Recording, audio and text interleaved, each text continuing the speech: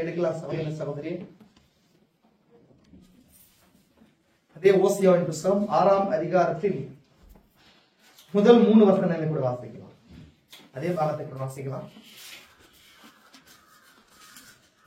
கர்த்தரிடத்தில் திரும்புவோம், வாருங்கள், நம்மை பீறினார், அவரே நம்மை குணமாக்குவார். ஆமென். நம்மை அடித்தார், அவரே நம்முடைய காயங்களை கட்டுவார். ஆமென். 2 நாளைக்கு பின்பு அவர் நம்மை உயிர்ப்பிப்பார், 3ஆம் நாளிலே நம்மை எழுப்புவார். இது யூதர்கள் திரும்பவும் தேவனிடத்துல வருகிறதுக்காக சொல்லப்பட்ட வசனம். ஆமென். இதுக்காக ஒரு செய்தி எடுத்திருக்கிறார். இந்த வசனத்தை வச்சு செய்தி எடுத்திருக்கிறார். இது யூதர்கள் திரும்ப தேசத்துக்கு வர்றதை குறிச்சு பேசுற தீர்க்கதரிசனம். ஆமென். இது எப்படி சபைக்கும் பொருந்தது அப்படின்ற காரியத்தோடு கூட நம்ம இன்னைக்கு முன்மாறி பின்மாறி செய்திகளை பார்த்து கொண்டு வரோம். அதோடு கூட இதை சேர்த்து பார்க்கலாம் நினைக்கிறேன். சுவாசிக்கிறீங்களா? பாருங்க, 2 நாளைக்கு பின்பு அவர் நம்மை உயிர்ப்பிப்பார், 3ஆம் நாளிலே நம்மை எழுப்புவார். இது 2000 வருஷ கிறிஸ்துவ உலகத்தையும் குறிக்குது. அதே போல 2 நீதிமானாக்கப்படுதலுடைய 2 படிநிலைகளை குறிக்குது. ஆமென். விசுவா கிருபையுடைய 3 படிநிலைகள் என்ன? 1 நீதிமானாக்கப்படுதல், பரிசுத்தமாக்கப்படுதல், பரிசுத்தவின் அபிஷேகம் இல்லைங்களா? அதை தொடர்ந்து முழு வார்த்தை வெளிப்படுது. சுவாசிக்கிறீங்களா? பாருங்க, நம்ம அங்கதான் இருக்கிறோம் இல்லைங்களா? எங்க இருக்கிறோம்? நீதிமானாக்கப்படுதல் காலம் கிராஸ் ஆயிடுச்சு, பரிசுத்தமாக்கப்படுதல் காலம் கிராஸ் ஆயிடுச்சு. பரிசுத்தாவின் அபிஷேகம் பண்ணப்படுதல் காலத்துல முழு வார்த்தை வெளிப்படுத்தப்பட்ட நேரத்துல இருக்கு. சுவாசிக்கிறீங்களா? 2 நாளைக்கு பின்பு அது 7 சபை காலமா அவர்கள் இருக்குது. ஆமென். அது யூதர்களுக்கு திரும்ப தேசத்துக்கு உள்ள வருகிற நேரமா இருக்கு. அவர் நம்மை உயிர்ப்பிப்பார், 3ஆம் நாளிலே நம்ம எழுப்புவார். அப்பொழுது நாம் அவருடைய சமூகத்தில் பிழைத்திருப்போம். அப்பொழுது நாம் அறிவடைந்து, அப்படின்னு சொன்னா அறிவுனா அந்த பூமிக்குரிய நாலேஜ் கிடையாது, தேவனை பற்றிய வெளிப்பாடு. அறிவடைந்து கர்த்தரை அடைபடிக்கு தொடர்ந்து போவோம். அவருடைய புறப்படுதல் அருணோதயம் போல ஆயத்தமாயிருக்கிறது. அருணோதயம் சொன்னா இது சூரிய உதயம். அருணம் சொன்னா அந்த சூரிய உதயம் அர்த்தம். அப்ப அவருடைய வருகை எப்படி இருக்குன்னு சொல்லப்படுது? சூரிய உதயம் போல. அதெல்லாம் விதமான மெசேஜ் கொடுத்திருக்காரு. திஸ் இஸ் சன்ரைஸ், இது சூரிய உதயம் அப்படின்னு சொல்லி இல்லைங்களா? அப்படி வருகையை சூரிய உதயத்துக்கு ஒப்பிடுறாரு. அது யூதர்களுக்கான பகிரங்க வருகையா இருக்குது. ஆமென். அது மனவாட்டிக்கு பார்க்கும்போது அதோட இது சூரிய உதயம்ன்றது என்னங்க 1963ல அவரோட கம்மிங்கா இருக்குது. அது தொடர்ந்து எடுத்துக்கொள்ளப்படுறதுல அது முடிவடைய போகுது. சுவாசிக்கிறீங்களா? பாருங்க, அவர் மழையை போலும். அடுத்தது அவருடைய வருகை எதுக்கு ஒப்பிடப்படுது? சூரிய உதயத்துக்கு ஒப்பிடப்படுது. அண்ட் மழையை போலும் பூமியின் மேல் பெய்யும், முன்மாறி பின்மாரியை போலும் நம்மிடத்தில் வருவார். அப்ப வருகை எதுக்கு ஒப்பிடப்படுது? மழை எப்பொழுதும் பைபிள்ல எதுக்கு அடையாளமா இருக்குது? ஆவியின் பொழிதலுக்கு அடையாளமா இருக்கு, பரிசுத்தாவின் ஊற்றப்படுதலுக்கு அடையாளமா இருக்குது இல்லைங்களா? வருகை எப்படி இருக்க போகுதுன்னு சொன்னா முன்மாறி பின்மாரியை போல இருக்க போகுதுன்னு சொல்லி விசுவாசிக்கிறீங்களா? நம்ம அதே நாட்கள்ல இருக்கிறோமா? நம்ம எங்க இருக்கிறோம்? முன்மாறி பின்மாறி நாட்கள்ல இருக்கிறோம் இல்லையா? நான் முன்மாறியில மட்டும் கிடையாது, இந்த காலகட்டத்துல அறுவடை நேரத்துல 2 மழைகள் பெய்யும் சொல்லி பார்த்தோம். முன்மாரியும் பின்மாரியும் சேர்ந்து பெய்யும் சொல்லிட்டு இல்லைங்களா? எகைன் முன்மாறி போயிடுச்சு, எகைன் இப்ப எங்க இருக்கிறோம்? பின்மாரியின் நாட்கள்ல இருக்கிறோம். விசுவாசிக்கிறீங்க? லாஸ்ட் வீக் நம்ம காரியங்களை வச்சு பார்த்தோம். இன்னைக்கு அதை தொடர்ந்த நீட்சியை நம்ம பார்ப்போம். அந்த அபிஷேகத்தை குறிச்சு பார்ப்போம், 3 இழுப்பை குறிச்சு பார்ப்போம். நம்ம எந்த இடத்துல மிஸ் ஆயிருக்கிறோம், எந்த இடத்த நோக்கி பாடி சேஞ்ச் நகர போதுன்றதை குறிச்சு பார்ப்போம். ஜெபிக்கலாமா? கிருபையின் பரலோகபிதாவே, இந்த ஆசீர்வதிக்கப்பட்ட நல்ல நாளுக்காய் கூட நன்றி. எங்கள் வாழ்வில ஒரு நாளை கூட்டி தந்து காண செய்தீர், அதற்காக கூட நன்றி. இந்த நாள்ல கூட மீண்டுமாய் நாங்கள் கர்த்தாவே பின்மாறி நாட்கள்ல முன்மாறி பின்மாறி சேர்ந்து ஒரு நாள்ல பொழியும் double portion anointing, double portion grace ஆனது இந்த சபை மீது கொடுக்கப்படும் என்று சொல்லப்பட்டிருக்கிறது.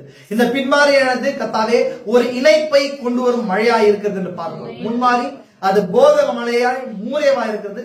பின்மாறி மழையானது அது கெய்னோசிஸ், அதாவது தேவன் தன்னை ஊற்றி கொள்வதா இருக்குது என்று பார்க்கிறோம். நீர் மனவாட்டிக்குள்ள இந்த நாள்ல 7 முத்திரையில் ஊடாய் ஊற்றி கொண்டிருக்கிறீர். அதை தொடர்ந்து ஒரு எழுப்புதலானது மனவாட்டிக்கு வைக்கப்பட்டிருக்கிறது. அந்த எழுப்புதலே மனவாட்டியானவள் ராஜா உம்மை போல ஒரு மகத்தான ஒரு எழுப்புதலோடு கூட உலகம் முழுசும் கட்டி இணைக்கிற அந்த மகத்தான எழுப்புதலா இருக்கும். அதற்காகவே அந்த நாள்ல காத்து கொண்டிருக்கிறோம். பின்மாரியின் வார்த்தையானது வெளிப்பட்டிருக்கிறது. பின்மாரியின் உபதேசமானது 7 முத்திரைகளோடாய் வெளிப்படுத்தப்பட்டிருக்கிறது. அதற்காக நன்றி ராஜா. அது முன்மாரியின் உபதேசம் தீர்க்கதரிசி செய்தி மூலமா வந்தது ராஜா. அதே 7 முத்திரைகள் பின்மாரியின் வார்த்தை வெளிப்படுத்தப்பட்டிருக்கிறதுக்காக நன்றி. ஏன்னா இந்த நாட்கள்ல அது 2ம் பெய்யும் என்று நாங்கள் பார்க்கிறோம் ராஜா. அந்த பொழிகிற அந்த வல்லமையை நம்ம பெற்றுக்கொண்ட ராஜா, ஆதி வெந்தவஸ்தை பெற்றுக்கொண்டது போல பெற்றுக்கொண்டு அங்கிருந்து ஏதேனுக்கு புறப்பட்ட சில கிருபை. இந்த செய்தியை கேட்கிற ஒவ்வொரு நபரையும் ஆசீர்வதிங்க. இந்த நாள்ல வார்த்தையை கேட்க தாகத்தோடு வந்திருக்கிற பிள்ளைகளை கண்ணோக்கி பாருங்க. பாருங்க. இந்த வார்த்தையானது உரைக்கப்படும் பொழுது ராஜா அந்த விசுவாசத்தினாலே அவருடைய ஆவிக்குரிய நிலைகள் மாறட்டும். மாம்சரீதியான வியாதிகளும் வேதனைகளும் துன்பங்களும் எடுத்து கொடுங்க ராஜா. பரிசுத்த ஆவியின் அபிஷேகத்தை கர்த்தாவே நாங்கள் ஆவியில மாத்திரமல்ல சரீரத்திலையும் நாங்கள் உணரட்டும். பலப்படுத்துங்க, ஆசீர்வதிங்க. நீ எண்ணங்களையும் நோக்கங்களையும் வார்த்தைக்கு நேராக திருப்புங்க ராஜா.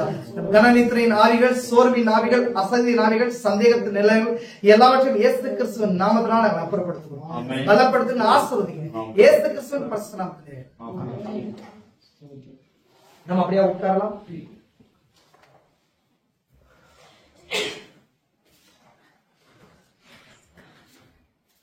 கர்த்தராகிய இயேசு கிறிஸ்துவின் பரிசுத்த நாமத்துக்கு மகிமை உண்டாகட்டும்.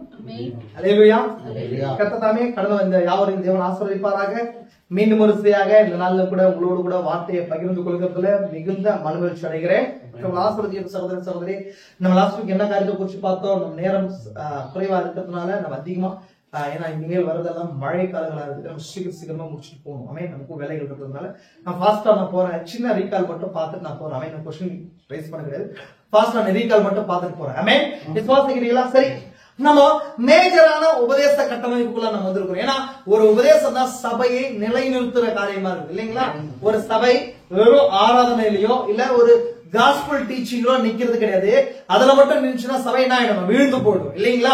சபை எப்பொழுது எதுல நிற்கணும்னு சொன்னா கிறிஸ்துவை பற்றிய மூல உபதேசத்திலையும் அதை தொடர்ந்து வளர்க்கிறதுலயும் இருக்கணும் இல்லைங்களா? தேவன் என்னவா இருக்கிறார், இன்னைக்கு என்னவா இருக்கிறார், அவர் நேற்றும் என்றும் என்றும் மாறாதவராய் இருக்கிறார் சொல்லி வசனம் சொல்லுது இல்லைங்களா? அவர் நேற்று எப்படி இருந்தார் அப்படின்றது மேல சபை இருக்கக்கூடாது. அவர் நாளைக்கு என்னவா இருக்க போகிறார்ன்றதுல சபை இருக்கக்கூடாது. அவர் இன்று என்னவா இருக்கிறார்ன்றதுல சபை நிற்கணும். விசுவாசிக்கிறீங்களா? அப்ப அவர் இன்னைக்கு என்ன சபையில செய்து கொண்டிருக்கிறார், இந்த உலகத்துல என்ன விதமான காரியத்தை செய்து கொண்டிருக்கிறார் அப்படின்றதுலயும் என் வாழ்க்கையில அவர் என்னவா இருக்கிறார், அவர்கள் என்ன காரியத்தை பெற்றுக் கொண்டு இருக்கிறேன்றதுலயும் நாம என்ன பண்றோம்? கட்டப்படணும். சகோதர சகோதரியை புரிந்து கொண்டீங்களா? உங்களுக்கு ஒரு சுவிசேஷம் எப்பொழுதும் என்னங்க ரட்சிப்பை கொண்டு வரும். ஒரு உபதேசம் தான் மீட்பை கொண்டு வரும். விசுவாசிக்கிறீங்களா? ஒரு சுவிசேஷம் எப்பொழுதும் எதை கொண்டு வருங்க? ரட்சிப்பை கொண்டு வரும். ரட்சிப்பை மட்டும் கொண்டு வரும். ஆனா உபதேசம் தான் ஒரு மீட்பை கொண்டு வரும். விசுவாசிக்கிறீங்களா? புரியுதுங்களா உங்களுக்கு? உபதேசம்ன்றது வார்த்தையை குறித்து முழுமையான வெளிப்பாடு. ஒரு சுவிசேஷம்ன்றது உங்களுக்கு இப்பேற்பட்ட வழி இருக்குதுன்ற அந்த வழியை மட்டும் காண்பிக்குது இல்லைங்களா? ஒரு மனுஷன் ரோட்ல அடிபட்டான்னு சொன்னா அந்த அடிப்பட்ட காரியத்துக்கான ஃபர்ஸ்ட் எய்ட் தான் சுவிசேஷம். அவனை கொண்டு போய் ஒரு ஹாஸ்பிட்டல்ல வச்சு அவனுக்கான எல்லா காரியத்தையும் என்ன பண்ணுங்க. இப்போ காயம் கட்டுற காரியம் இருக்கு இல்லையா? காயம் ஆயிடுச்சு, அதோட கூட டக்குன்னு ரத்தம் போகாதபடி கட்டுற ஒரு விஷயம் இருக்கு பாருங்க, அதான் சுவிசேஷமா இருக்கு. அதனாலதான் இப்போ என்ன பண்ணாங்க, உலகத்திலையும் பாவத்திலையும் சுற்றிக்கிட்டு இருந்த நமக்கு ஒரு பாடி சேஞ்சிங் இருக்குது. இந்த வாழ்க்கை பாவம் உள்ள வாழ்க்கைக்கு மேல பாவம் இல்லாத ஒரு வாழ்க்கை இருக்குது, ஒரு நித்தியம் இருக்குது. தேவன் நம்ம உலகத்தோடு முன் குறித்து இருக்கிறார். அவருடைய சரீரமா அவருடைய பாடியின் சரீரத்தின் அங்கமா இருக்கிறதுக்கு அப்படின்னு சொல்லி இப்ப ஒரு செய்தி இந்த காலத்துல வச்சிருக்கிறார். இந்த செய்திக்குள்ள வரும்போது ஒரு வாழ்க்கை அவரை போல மாறும் சொல்லி சொன்னதான் சுவிசேஷம். இந்த கால ஒரு தீர்க்கதரிசி தேவன் அனுப்பி இருக்கிறார் அப்படின்னு சொல்லி நீங்க காயப்பட்டிருக்கிற நம்மளை தேற்றி கொண்டுதான் சுவிசேஷம். ஆமென். அப்ப அந்த சுவிசேஷம் எது மட்டும் சொன்னா ரோட்ல அடித்து வீழ்ந்து இருக்கிற மட்டும் தான் இல்லைங்களா? எது வரைக்கும் சுவிசேஷம் ஹெல்ப் பண்ணும்? நம்மளை கொண்டு போய் ஒரு ஹாஸ்பிட்டல்ல சேர்த்துற வரைக்கும் சுவிசேஷம் ஹெல்ப் பண்ணும் இல்லைங்களா? அப்ப அதை தொடர்ந்து என்ன வரணும்னு சொன்னா உபதேசத்துல வரணும். உபதேசம் தான் நம்ம என்ன பண்ணணும்னு சொன்னா அந்த அங்க அடிப்பட்ட காரியத்தை பீத்து அழுத்தெல்லாம் எடுத்து அங்க இருக்க கிருமி பாகத்தெல்லாம் பீத்து எல்லாம் எடுத்து என்ன பண்ணுங்க, கட் பண்ணி தைச்சு எல்லாத்தையும் செய்யும் இல்லீங்களா? அதுல அந்த ஹாஸ்பிட்டல்ல தான் நடக்கும். அங்க வலிகள் இருக்கும், கஷ்டம் இருக்கும், தாங்க வேண்டிய காரியம் இருக்கும். ஏன்னா நம்ம என்ன பண்ணுங்க, அதே நிலையில இருக்கிறதுக்காக இல்ல, மூல நிலைக்கு போறதுக்கு உபதேசம் தான் உதவி செய்யும். அப்போ அந்த மாதிரி உபதேச கட்டமைப்புக்குள்ள என்ன பண்ணுங்க, இங்க இருக்கிற ஒரு நபரும் ஒரு யூத்தும் ஒரு பெரியவங்களும் ஒரு சின்னவங்களும் எல்லாரும் வளரணும். அதுதான் நமக்கு எடுத்துக்கொள்ளப்படுதல் விசுவாசத்தை கொடுக்கும்போது எடுத்துக்கொள்ளப்படுதல் வல்லமையை கொண்டு வரப்போகுது. புரியுதுங்களா உங்களுக்கு? வெறும் நம்ம குடும்பத்தோட சபையோடும் இந்த ஆராதனையோட பாடல்களோட திருப்தி அடையவர்களா நம்ம இருக்கக்கூடாது இல்லைங்களா? தனிப்பட்ட நபரா கிறிஸ்துவுக்குள்ள நான் எப்படி இருக்கிறேன், கிறிஸ்து எனக்குள்ள எப்படி இருக்கிறார் அப்படின்றத இந்த உபதேசங்கள் தான் கொடுக்க போகுது. அந்த 7 முத்திரைகளா கொடுக்க போகுது, அந்த 7 இடிகளா கொடுக்க போகுது, அந்த 3ஆவது இழுப்பு தான் கொடுக்க போகுது. புரிச்சுக்கலாம் உங்களுக்கு? இதெல்லாம் புரிஞ்சுக்கணும் சகோதர சகோதரி. இன்னும் பேசிக்கான காரியத்துல நம்ம என்ன பண்ணல இல்ல. எதுக்காக சபைக்கு வரோம், எதுக்காக ஞானஸ்தானம் எடுத்தோம், எதுக்காக ராபோஜனத்தை பங்கு கொள்றோம், ஒருத்தம் எப்படி மேரேஜ் பண்ணணும், எப்படி மேரேஜ் பண்ணக்கூடாது, இந்த உலகத்துல வேலை செய்கிற இடத்துல சரீரத்துல எப்படி இருக்கணும், சுகமளித்தலின் ரகசியம் எங்க இருக்குது, பாடி சர்ஜரி ரகசியம் எங்க இருக்குது, அதே போல ஒரு குடும்ப ரகசியம் எங்க இருக்குது, குடும்ப பலிப்பீடு எப்படி இருக்கணும், இது எல்லாமே உபதேச கட்டமைப்புக்குள்ளா இருக்குது. ஆமென். புரிஞ்சுங்களா உங்களுக்கு? அப்போ இந்த உபதேச கட்டமைப்பு வரும்போதுதான், உபதேசம் வரும்போதுதான் நாம என்னவா இருக்கணும், என்னவா மாறணும், தேவன் எனக்குள்ள என்ன எதிர்பார்க்கிறார், கிறிஸ்து எனக்குள்ள எப்படி வெளிப்படுறாருன்றதுல அதுலதான் தெரியும். புரிஞ்சுக்கலாம் உங்களுக்கு? அப்போ வெறும் நம்ம காஸ்பலை வச்சு இல்ல, காஸ்பலை தாண்டி எதுக்குள்ள வரணும், உபதேச கட்டமைப்புல வரணும். நீங்களா எதுக்காக இம்பார்ட்டன் நம்ம பேசுறதுல உபதேசங்களா இருக்கு. அப்போ அந்த அடிப்படையில நம்ம அநேக காரியங்களை உபதேசங்களா பார்த்தோமா இல்லைங்களா? நம்ம முத்திரைகளை குறிச்சு பார்த்திருக்கிறோம், இழுப்புகளை குறிச்சு 3 இழுப்புகளை குறிச்சு பார்த்திருக்கிறோம், செகண்ட் ரைடுன்றதை குறிச்சு பார்த்திருக்கிறோம், வருகையை குறிச்சு சீரியஸ் வருகன்றது என்னன்றதை குறிச்சு பார்த்து ஒரு மகத்தான உபதேசம் வருகன்றது. ஏன்னா ஒட்டுமொத்த கிறிஸ்துவ சமுதாயமே ஒரே காரியத்துக்கு தான் காத்து கொண்டிருக்கு. எதுக்காக? இயேசு கிறிஸ்து வரல அப்படின்னா கிறிஸ்துவ சமுதாயம் இருக்குமா, சர்ச்சஸ் இருக்குமா? இல்ல இல்லீங்களா? எதுக்காக? இயேசு கிறிஸ்து வராருன்றாங்க. அப்ப அது ஒரு உபதேசம். அதுல எப்ப வராரு, எப்படி வராருன்றதுல அவங்க வேறுபட்ட கருத்துக்கள் உடையவர்களா இருக்கிறாங்க. ஆனா நம்ம அதே வருகையை குறிச்சு ஒரு தெளிவான வெளிப்பாடு தீர்க்கதரிசி மூலமாக, தீர்க்கதரிசி செய்தி மூலமா வெளிப்படுத்துகிறார் இல்லீங்களா? எப்பொழுதுமே கர்த்தருடைய வாயிலிருந்து வார்த்தை புறப்படும். எப்பொழுதுமே கர்த்தருடைய வாய் யாரா இருக்கிறாங்க? தீர்க்கதரிசியா இருக்கிறாங்க. அப்போ வார்த்தையாக வாயிலிருந்து புறப்படுது. அதே போல தேவனுடைய வார்த்தையாக வெளிப்பாடு சிந்தை வந்து எங்க ஓபன் ஆகும்? வாயில ஓபன் ஆகும். சிந்தை என்னங்க? சிந்தை எங்க லாக் ஆகும்? சிந்தை உள்ள ரகசியமா இருக்குது, அது வாய் வழியா சத்தமா வருது. அப்ப அந்த வாயின்றது ப்ராஃபிட். தேவன் எப்பொழுதுமே யார் மூலமா எப்படி பேசுறாருன்னா ஒரு தீர்க்கதரிசியின் மூலமா மட்டும் தான் பேசுறார். அந்த தீர்க்கதரிசியின் மூலமா தன்னுடைய மனவாட்டி கிட்ட பேசுறார். அப்ப அதனால தீர்க்கதரிசியின் மூலமாக என்னோட வருகை எப்படி இருக்குன்னு சொல்லி பேசிக் கொண்டிருக்கிறார். விசுவாசிக்கிறீங்களா?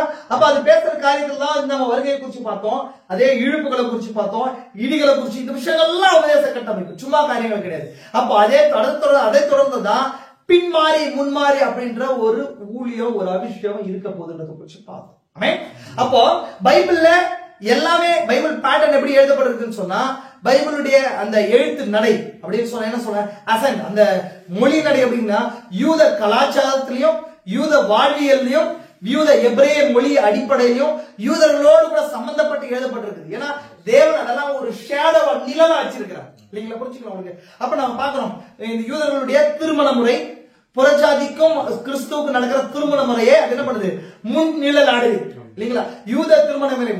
அதே போல யூதர்கள் யாத்திரையில வெளியே வந்தது இந்த சபையானது இந்த உலகத்தை விட்டு வெளியே போறதுக்கான நிழலை காட்டுது.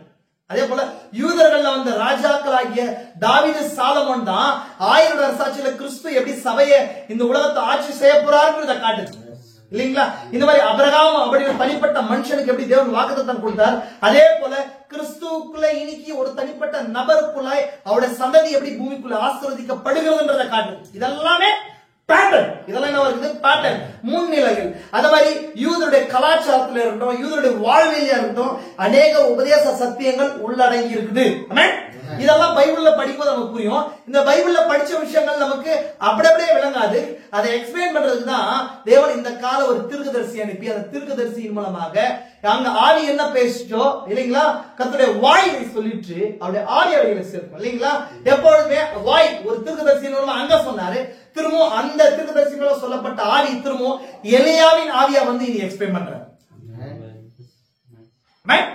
விசுவாசிக்கிறீங்க? பேட்டர்ன் புரியுங்களா? அப்படி பார்க்கும்போது நம்ம முன்மாறி பின்மாறி அபிஷேகங்களை குறிச்சு பார்த்தோமா இல்லைங்களா? தேவன் யோவேல் தீர்க்கதரிசி புத்தகத்துல இந்த யூதர்களுக்கு முன்மாறி பின்மாறி, அதாவது பூமியில யூதர்களுக்கு ஒரு மழை காலம் நியமிக்கப்பட்டிருந்துச்சு இல்லைங்க? நம்ம பார்த்துருக்கோம். அந்த காரியத்தை குறிச்சு நான் சொன்னேன். ஒரு வருஷத்துல அவருடைய மலைகள் 2 வகையான மலைகள் இருக்கு. ஒண்ணு மார்ச் ஏப்ரல் ஜூன் வரைக்கும் மழை பெய்யும், அது அறுவடையின் காலம். அக்டோபர் நவம்பர் டைம்ல அவங்களுக்கு முன்மாறி பெய்யும், அதான் அறுவடையின், அதாவது விதைப்பின் காலம். யூதர்கள் விதை விதைக்கிறாங்க தான். அறுவடை எங்க வருது? மார்ச் ஏப்ரல் மே அந்த ஜூன் டைம்ல வந்து 3 மாசம் அறுவடையின் நேரம் சொல்லி பார்த்தோம் இல்லைங்களா? இது எல்லாமே சபைக்கும் சபை இந்த உலகத்துக்கும் அடையாளமா இருக்குன்னு சொல்லி பார்த்தோம் இல்லைங்களா? இனி உலகம் அறுவடைன்றது எதை புரியுதுன்னு சொன்னா, இந்த பூமியில வித்தாகி வித்துக்கள் தான் தேவனோட பிள்ளைகள் களஞ்சியத்துக்கு, அதாவதுன்னா 1000 வருஷாட்சிக்கு உள்ள போய் சேர்கிறதுக்கு அடையாளமா இருக்குதுன்னு சொல்லி பார்த்தோம் இல்லைங்களா? அப்ப கோதுமை மணி அப்படின்னும் போது அது கிறிஸ்துவுக்கு அடையாளமா இருக்குது. அவர் நிலத்துல விழுந்தார், ஒரு கோதுமை மணி விழுந்தார், அவருடைய ஆவிதான் சபை மேல வந்துச்சு, ஒரு பெரிய திரளான ஒரு கூட்டம் வாங்கி என்ன பண்ணிருக்கோம்? கோதுமை கதிர்களா வளர்ந்துருக்கிறோம் அப்படின்னு சபையானது அதை சொல்றாரு. ஜீவ புஸ்தகத்தின் முழு பின்னணி தான் கோதுமை மணின்றார். ஜீவ புஸ்தகத்தின் முழு பின்னணி தான் கோதுமையுடைய சரித்திரம் ஜீவ புஸ்தகத்துல வெளிப்படுது. ஜீவ புஸ்தகத்தை நான் புரிஞ்சு கொள்ளணும்னு சொன்னா கோதுமை மணி வளர்ச்சியை புரிஞ்சு கொள்ள முடியும் இல்லைங்களா? அப்ப அந்த கோதுமை மணி அந்த கோதுமை செடியில வித்து எங்க இருக்குது? வித்து எங்க இருக்குங்க? மேல இருக்கு. அதே மாதிரி ஜீவ புஸ்தகத்துல அநேக காரியம் இருந்தாலும் அங்க ஆட்டுக்குட்டியோட ஜீவ புஸ்தகத்துல பேர் எழுதப்பட்டவன்ற ஒரு காரியம் இருக்குது. அந்த ஆட்டுக்குட்டியோட ஜீவ புஸ்தகத்துல பேர் எழுதப்பட்டவங்க தான் இந்த சபை இப்படி முன்னோக்கி மேல் நோக்கி வளர்ந்திருக்கிறதா இருக்குது. புரிஞ்சுக்கலாங்களே? அப்ப அந்த அடிப்படையில இந்த தேவன் என்னங்க, ஒரு வித்தை போட்டு ஒரு தனிப்பட்ட மனுஷன் பல வித்துக்களை பெற்றுக் கொள்றது போல கிறிஸ்துவாகிய ஒரு வித்து இந்த பூமியில போடப்பட்டு பல வித்துக்களாகிய சபை அந்த வித்தை ப்ரொடியூஸ் பண்ணுச்சு. புரிஞ்சுக்கலாங்களே? இந்த காரியங்களை பார்த்தோம். இந்த அடிப்படையில முன்மாறின்றது என்ன, பின்மாறின்றது என்னன்னு சொல்லி நம்ம பார்த்தோம். அதுல யோவேல்ல பிரதானமா ஒரு சில காரியங்கள் உங்களுக்கு எடுத்து நான் காட்டினேன் இல்லைங்களா? யோவேல் புத்தகத்தை குறித்து சொன்னேன். அது என்னவா இருக்குன்னு சொல்லி பார்த்தோம். நம்ம அது எக்காலங்களுக்கு அடையாளமா இருக்குன்னு சொல்லி பார்த்தோம் இல்லைங்களா? எக்காலங்கள் யாருக்கானது? யூதர்களுக்கானது. யூதர்களை புறஜாதிக்கு அது முத்திரைகளா இருக்குது, யூதர்களுக்கு அது எக்காலமா இருக்குது, உலகத்துக்கு அது கலசங்களா இருக்குன்னு சொல்லி பார்த்தோம் இல்லைங்களா? பார்த்தோம் இல்லைங்களா? கோப கலசங்களா இருக்கு பார்த்தோம். இப்ப இந்த ரெண்டாவது அதிகாரத்துல தான் இங்க என்ன பண்ணுது, மாறி முன்மாறி பின்மாறியை குறிச்சு பேசுது இல்லைங்களா? ரெண்டாவது அதிகாரம்ன்றது ஆறாவது எக்காலமா இருக்குன்னு சொல்லி பார்த்தோம். ஆறாவது எக்காலம்ன்றது என்னங்க? இரண்டாவது உலக யுத்தம். ரெண்டாவது செகண்ட் வேர்ல்டு வாரா? செகண்ட் வேர்ல்டு வார் தான் அவங்க தேசத்துக்குள்ள கொண்டு வந்திருக்கு. 1948ல 1939ல இருந்து பிடிச்சி 1944 வரைக்கும் செகண்ட் வேர்ல்டு வார் நடந்துச்சு. அதுக்கப்புறம் 1948ல ஒரு தேசம் கிடைச்சு. இப்போ இதேதான் யோவேல சொல்லப்படுறது. யோவேல தான் தேவன் சொல்றாரு, அந்த யூதர்களை சொன்னாரு, அந்த 4 குழுக்களை உங்க மேல அனுப்புனேன்னு சொன்னாரு. எவ்வளவு குழுக்களை? அந்த 4 குழுக்களை வச்சு அவன் செய்த தண்டனையை கொடுத்தாரு. அந்த யூத மரமானது அந்த மரமானது பட்டு போச்சு. எகைன் திரும்பவும் அதை தேவன் திரும்பி கொடுக்கிறதா வாக்குறுதி இருக்கிறார். அதனால நம்ம செய்தி பார்த்தோம், மனவாட்டி திரும்ப அழிக்கப்பட்ட செய்தி பார்த்தோமா இல்லையா? அப்ப அந்த மனவாட்டி மரத்தை அழிச்ச 4 பூச்சிகள் இருந்துச்சு. அது யோவேல் சொத்துல யூதர்களுக்கு நடக்க போற காரியத்துக்கு இருக்குது. ஆனா ரியாலிட்டி அது சபையா இருக்குது. 7 சபை காலத்துல 4 பூச்சிகளுக்கு அடையாளமாக 4 குதிரைகள் புறப்பட்டு வந்தாங்க. அதை எதிர்கொள்றதுக்கு தேவன் 4 ஜீவன்களை கொண்டு வந்தார் இல்லைங்களா? அப்ப கொண்டு வந்த தேவன் என்ன, அந்த மனவாட்டி மரத்தை திரும்ப அழிச்சு கனிகளை கொடுக்கிறார். புரிஞ்சுக்கலாம் உங்களுக்கு? இது அப்படியே கோதுமை மணிக்கு ஒப்பிட்டீங்களா? இதே காரியம் தான் இந்த நேரத்துல அறுவடை நேரத்துல வந்திருக்கிறோம். கோதுமை மணி எங்க வந்திருக்கு? இப்போ காலத்தி அறுவடையில வந்திருக்கிறோமா இல்லைங்க? உலகம் எதுக்கு வந்திருக்குங்க? எல்லாமே அதனுடைய முடிவில் வந்திருக்கோம். நம்ம எங்க வந்திருக்கிறோம்? ஆட்டமிக் ஏஜுக்குள்ள வந்திருக்கிறோம். ஆட்டமிக் ஏஜ்னா என்ன அர்த்தம்? அணு சக்திக்குள்ள கடந்து வந்திருக்கிறோம். 2 ஏஜ் இங்க மிக்ஸ் ஆயிருக்கு. ஒன்னு age of information. Age of information என்ன அர்த்தம்?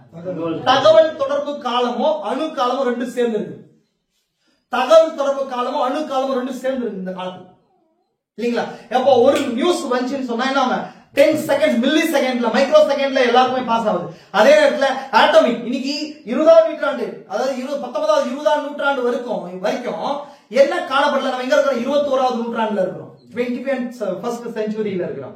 இப்ப 20ஆம் நூற்றாண்டுல குவாண்டம் பிசிக்ஸ் கண்டுபிடிச்சாங்க. குவாண்டம் பிசிக்ஸ் என்ன? குவாண்டம்னா சின்னதுன்னு அர்த்தம். குவாண்டம் என்ன அர்த்தமா? சின்னது. அணு அட்டாமிக் அப்படின்னா ஆட்டம் சொன்னா அந்த அணுன்னு சொல்லி அர்த்தம். அப்போ அணு உலகம் ஒண்ணு இருக்கா, ஆட்டமிக் ஏஜ். இப்ப அதெல்லாம் 1944ல 43 44ல 42ல ஹிரோஷிமா நாகசாகி மேல அமெரிக்கா குண்டு போடுச்சு. இன்னைக்கு யுத்தம் நடக்குது இல்லையா? உங்களுக்கு தெரியுமா? ஈரானுக்கும் இஸ்ரேலுக்கும் எதுக்கு யுத்தம் நடக்குது? எதுக்குங்க? அணுகுண்டு ஈராக் செஞ்சிரும். ஏன்னா கடைசியில இந்த உலகம் எப்படி முடியுதுன்னா அட்டாமிக் எக்ஸ்ப்ளோஷன்ல முடிய போகுது.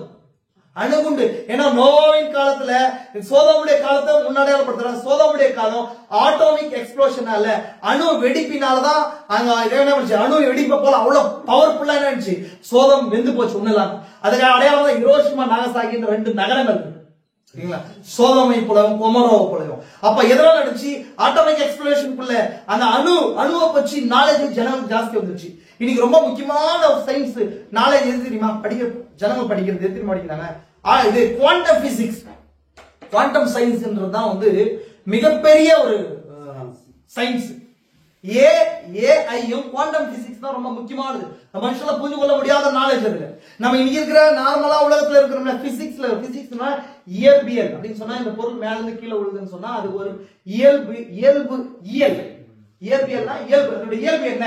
இந்த உலகத்துல இருக்கிற எல்லா இயற்கையும் எப்படி கட்டுப்படுதுன்றத குறிச்சு படிக்கிற படிப்பு தான் பிசிக்ஸ், இயற்பியல் சொல்லுவாங்க.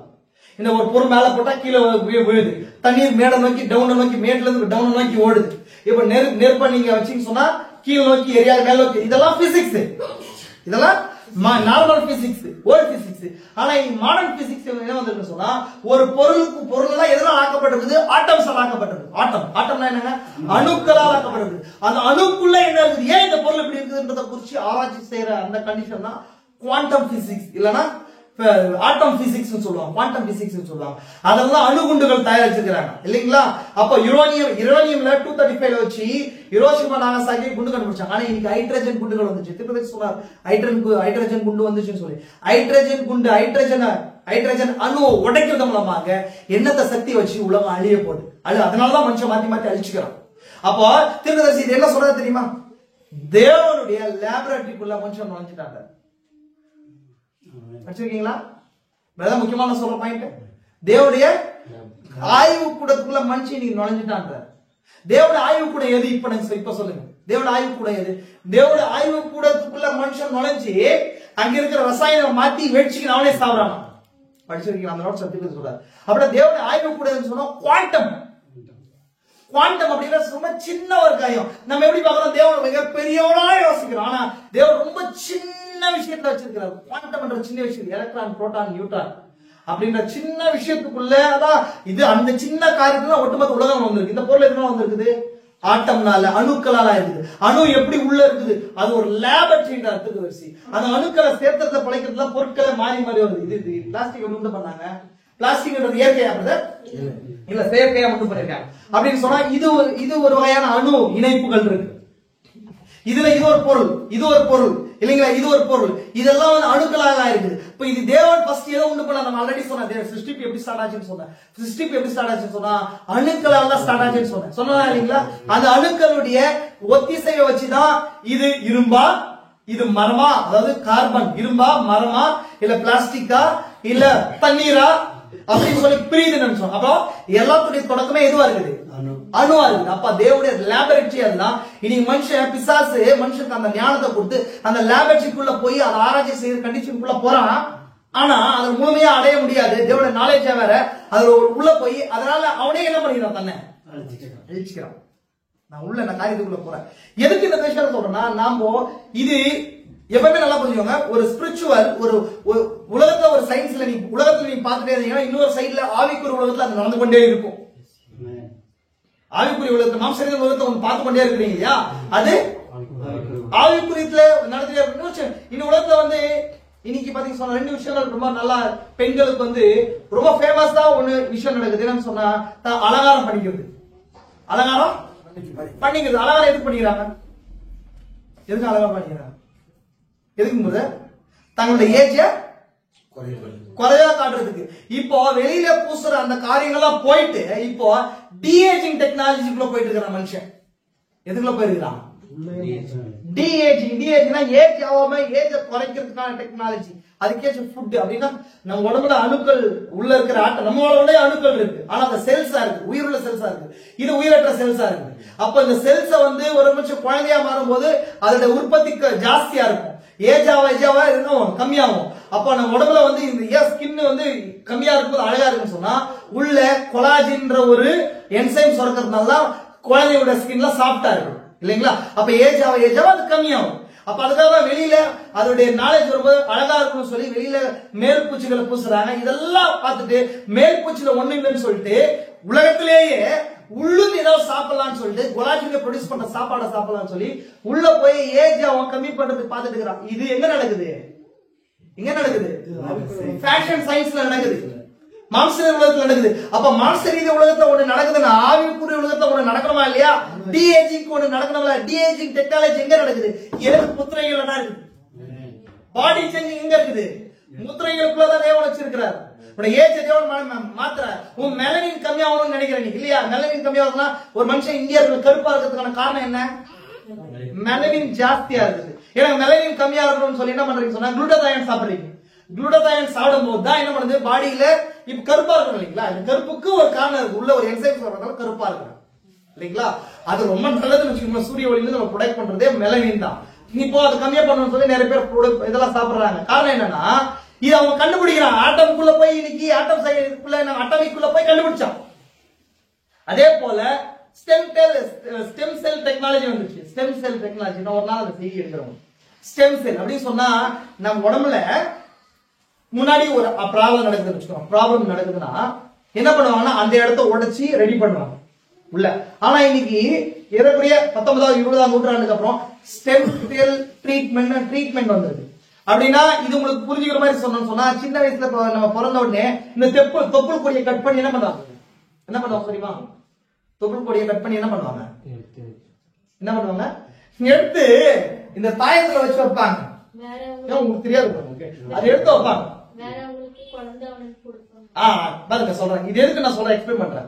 என்னன்னு சொன்னா இப்போ ஒரு தாய் வந்து குழந்தை உற்பத்தி ஆகுது இல்லையா? உற்பத்தி ஆகும் போது இப்ப நம்ம எல்லாம் ஒரு செல்லுன்னு வந்திருக்கோம். தகப்பனுடைய ஒரு செல்லு தான் என்ன பண்ணிருக்கோம் வந்திருக்கிறோம். அந்த ஒரு செல் தான் ஸ்டெம் செல், மூளை செல். அந்த மூளை செல் தான் என்ன பண்ணணும் சொன்னா இன்னும் 2-3 உடைஞ்சி அந்த மூளை செல்ல ஒரு இது கொடுக்கும். இந்த ஒரு 4 செல்லை உற்பத்தி பண்ணி ஒரு செல்லுக்கு நீ தலையை உண்டு பண்ணு, நீ காலை உண்டு பண்ணு, நீ கையை உண்டு பண்ணு, நீ மூளையை உண்டு பண்ணுன்னு சொல்லி பிரிச்சு அனுப்பும். அந்த மூச்சு ஒரு செல் என்ன பண்ணணும் சொன்னா தலையில இந்த பொருள்லாம் உண்டு பண்ணு சொல்லி அப்படியே டிவிஷனா புரியும். ஒரு பெரிய மேனேஜர் இருப்பா, இது மாதிரி பிரிஞ்சு போவோம். அதாவது மூளை செல்கள் தலைக்கு செயல்படுற மூளை செல் இருக்கு இல்லையா, அதுதான் ஸ்டெம் செல்.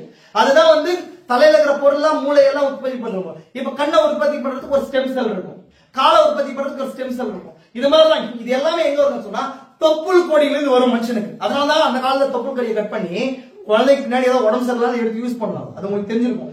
அந்த டெக்னாலஜி இப்ப என்ன பண்ணுது 20ஆம் நூற்றாண்டுல ஜாஸ்தியா வந்து ஸ்டெம் செல் டெக்னாலஜி வந்துச்சு. என்ன பண்ணாங்கன்னா ஒரு குழந்தை உற்பத்தி பண்ணும்போது அந்த ஸ்டெம் செல்லை பாதுகாக்கிறதுக்கு அந்த தொப்புள் கொடியை பாதுகாக்கிறதுக்கு பேங்க்ஸ் வச்சிருக்காங்க. இப்ப இன்னைக்கெல்லாம் ஃபாரின்ல தான் இருக்கு. அதை கட் பண்ணி என்ன பண்ண சொல்ல வச்சிருவாங்க. ஏதாவது நாளைக்கு இன்னைக்கு இருக்கு இல்லைங்களா நிறைய நோய்கள், கேன்சர் வருது, நோய்கள் வரும்போது அந்த இடத்துல ப்ராப்ளம் இருக்குது. அந்த இடத்த ஸ்டார்டிங்ல உற்பத்தி பண்ண செல்லு இப்ப ப்ராப்ளம் ஆயிடுச்சு. இப்ப என்ன பண்ணு அந்த இடத்த ரெடி பண்றதுக்கு ஒரு செல் நம்ம ஆல்ரெடி வச்சிருக்கோம் இல்லையா, தாய் வயிற்றுல வரும்போது திரும்ப எடுத்து அதை ஃபிட் பண்ணும்போது அதெல்லாம் தான் ஸ்டில் பண்ணி புதுசா மாத்திடும். இது ஸ்டெம் செல் டெக்னாலஜி. இது எங்க இருக்குது? பிசாசு எப்பொழுதுமே ஒரிஜினலா உண்டாக்க மாட்டான். எங்க தேவன் பண்ணி வச்சிருக்காரு, அதெல்லாம் என்ன பண்றான் ரெப்ளிகேட் பண்றான். அப்ப நம்மளெல்லாம் உண்டாக்குன ஸ்டெம் செல் எதுன்னு சொன்னா காட்ஸ் வேர்ட். இயேசு கிறிஸ்துவாகி அவருக்குள்ளதான் நம்ம சிருஷ்டிக்கப்பட்டோம். இப்ப தேவன் என்ன பண்றான்னு சொன்னா நம்மளா வீழ்ந்து போனதுனால எகைன் அதே இயேசு கிறிஸ்துவ மனுஷன் அனுப்பி அந்த ஸ்டெம் செல் தான் நம்மள மூளை ஸ்டெம் செல் தான் நம்மள வீழ்ந்து போன நிலையிலிருந்து மூளை நிலைக்கு மாத்துது. உங்களுக்கு அதனாலதான் அந்த வார்த்தை தான் நம்ம கேன்சர் போகுது, வியாதிய போகுது, கண்ணு கூட போகுது. ஏன்னா இந்த ஸ்டெம் செல் ஆவிக்குரிய விதத்துல எடுத்து நம்ம பொறுத்துறோம். புரிஞ்சுங்களா உங்களுக்கு? இவ்வளவு டெக்னாலஜி வருது. அப்போ டிஏஜிங் டெக்னாலஜி எதனால வந்துச்சு?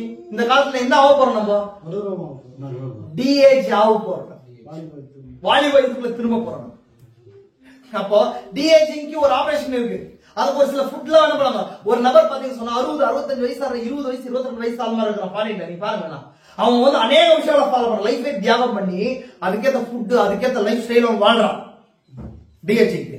அப்போ அவனே காட்டுறான் நீ இப்பேற்பட்ட வாழ்க்கை டிஹெச்கை பெற்றுக்கொள்ளணும்னு சொன்னா நீ என்ன பண்ணணும், வாழ்க்கை எப்படி இருக்கணும், மாத்திக்கணும். அப்போ அது மாதிரி ஆவிக்குரிய நிலையை அவன் காட்டுறான்.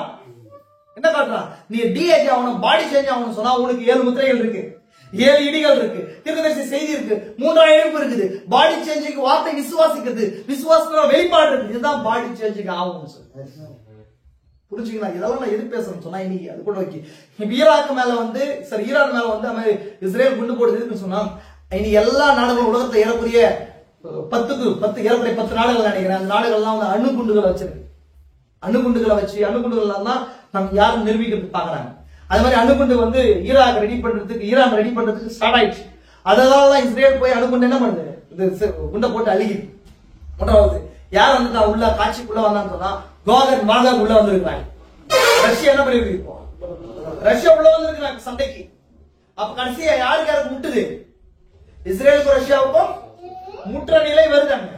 அப்ப நடுவுல யார் பேசுறது, அமெரிக்கா சைலண்டா இருக்குது. ஏன்னா அமெரிக்கான்றது 13ஆம் அதிகாரத்துல இருக்கிற மிருகம். ஆனா அது பின்பதாக இருக்கிற வாய் எதுங்க, ரோமன் கேத்தலிக். வெளிப்படுத்தல் 13ஆம் அதிகாரத்துல பாக்குறோம், ஆட்டுக்குட்டி கொப்பாக 2 கொம்புகளை உடையதா இருந்தது, அது வலு சர்ப்பத்தை போல பேசினது. வலு சர்ப்பம் ரோமன் கேத்தலிக் சர்ச். அந்த வலு சர்ப்பம் அந்த வாயே அந்த அமெரிக்கா மிருகத்துக்கு கொடுக்கப்பட்டிருக்குது. ஏன்னா போப் யாரு, அமெரிக்கன் போப். அமெரிக்கா ஒரு ஆனா போப்பா இருக்கிறார், போப் தான் அவரு, அமெரிக்கனா இருக்கிறார். அப்போ எதை நோக்கி அவருடைய எல்லா காரியங்களும் மூவ் ஆகுதுன்னு கவனிச்சீங்களா? எதை நோக்கி மூவ் ஆகுதுன்னு கவனிச்சீங்களா? இதே நேரத்துல வந்து சபைகள்ல விசுவாச குறைவு பிரச்சனை ஏற்படுது. மாத்தி மாத்தி பிரச்சனைங்க. நீங்க யூடியூப் ஓபன் பண்ணா அந்த பிரச்சனை இந்த பிரச்சனை. பிசாசு ஈஸியா டைவர்ட் பண்ணி மெயினான டார்கெட் விசுவாசிகளை தள்ளி சின்ன சின்ன விஷயங்களுக்கெல்லாம் பிரச்சனை. நீங்க சபைகளை யூடியூப்ல பாருங்க, காரியங்களை பாருங்க. சபைகள்ல மெசேஜ் உண்மையா டாக்டரின உபதேசத்தை பிரீச் பண்ணி சபைகளை வார்த்தையை பாடி செஞ்சுக்கு எதுவான உபதேசத்தை பிரீச் பண்றதுக்கு பதிலாக சின்ன சின்ன விஷயங்களுக்கு நீ பெரிய ஆள் நான் பெரிய ஆள், இந்த உபதேசத்துல பிரச்சனை அந்த உபதேசத்துல பிரச்சனை, நீங்க எல்லாம் அந்த உபதேசத்தை ஃபாலோ பண்ணலன்னு சொல்லி ஏகப்பட்ட பிரச்சனை பிசாசு பண்ணிட்டு இருக்கிறோம். மூல நோக்கத்தை மாட்டி பிசாசு நோக்கம் என்ன? இயேசு கிறிஸ்துவிட்ட வந்து அநேக நபர்கள் கேள்வி கேட்கிறாங்க. அநேக நபர்கள் என்ன பண்றாங்க? கேள்வி கேட்கிறாங்க. எந்த கேள்விக்கு இயேசு கிறிஸ்து என்ன பண்ணல? பதில் கேட்க பதில் சொல்ல ஏன் பதில் சொல்லணும் தெரியுமா உங்களுக்கு? எல்லாத்தையும் பதில் சொல்லிருக்கிறாங்க. உங்களை திட்டி ஒரு வார்த்தை திட்டிடுறாங்க. திட்டினவனே நான் அப்படி இல்லைன்னு சொல்லி நிரூபிக்கிறதுக்கு போய் நோட்ஸ் எடுத்து சொல்றேன். மெசேஜ் நடக்குது. நீங்க யூடியூப்ல பாத்தீங்கன்னு சொன்னா வாட்ஸ்அப்ல நடந்த சண்டைங்க 10 வருஷம் 20 வருஷம் 30 வருஷம் 40 வருஷம் ஊழியக்காரங்க எல்லாம் என்ன பண்றாங்க? இது பின்னாடி ஓடிட்டு இருக்கிறாங்க. என்ன இது யார் செய்யறா? பிசாசு பண்றான். இயேசு கிறிஸ்து பூமி திரும்ப சொல்றாரு. இயேசு கிறிஸ்து பூமியில இருக்கும்போது அநேக நபர்களுக்கு மெசேஜ் பண்ண கிடையாது, ஆன்சர் பண்ணல. காரணம் என்ன? 3 வருஷத்துடைய பிளான இயேசு கிறிஸ்துவுக்கு தேவன் பிதா வெளிப்படுத்திட்டார். நாளைக்கு இவங்களை சந்திக்கணும், இவங்களுக்கு சுகத்தை கொடுக்கணும், இவங்களுக்கு வார்த்தை வெளிப்படுத்தணும் சொல்லிட்டு. பிசாசுக்கு நல்லா தெரியும் ஒரு நோக்கத்தோட வந்திருக்கிறார். அவர் என்னோட தலையை நசுக்கு வந்திருக்கிறார். இவர் மூலமா நசுக்கப்பட போது ஏதோ சூழ்நிலை நசுக்க இருக்க போது ஸ்ரீ வித்து வந்து என் தலையை நசுக்கும், ஒருவேளை அவர் இவரா இருக்க முடியுமான்னு சொல்லி உடச்சல் கொடுத்துட்டே அநேக கொஸ்டின்ஸ் ரைஸ் பண்றான். அப்ப இயேசு கிறிஸ்து அவர் பேசினேன் அவர் சொல்றாரு, நீங்க வந்து நீ சரியில்லைன்னு சொல்லி அவரோட பிறவை பத்தி கொஸ்டின் கேட்கறாங்க. அவர் போய் அதை நான் நிரூபிக்கிறேன். நம்ம ஏசாயா வந்து 9:6 காட்டுறேன்.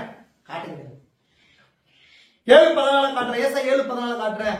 அதே 3:15 காட்டுறேன். எதுவுமே அவர் வேதத்தை எடுத்து போய் என்ன பண்ணல, காட்டல. ஏன்னா அவருக்கு ஒரு கோலனோட பிசாசுக்கு நோக்கம் என்னன்னு சொன்னா இவர் ஒரு திட்டத்தோட இருக்காரு. அந்த திட்டத்தை கெடுக்கிறதுக்கு நடுவுல ட்ரிகர் பண்றது.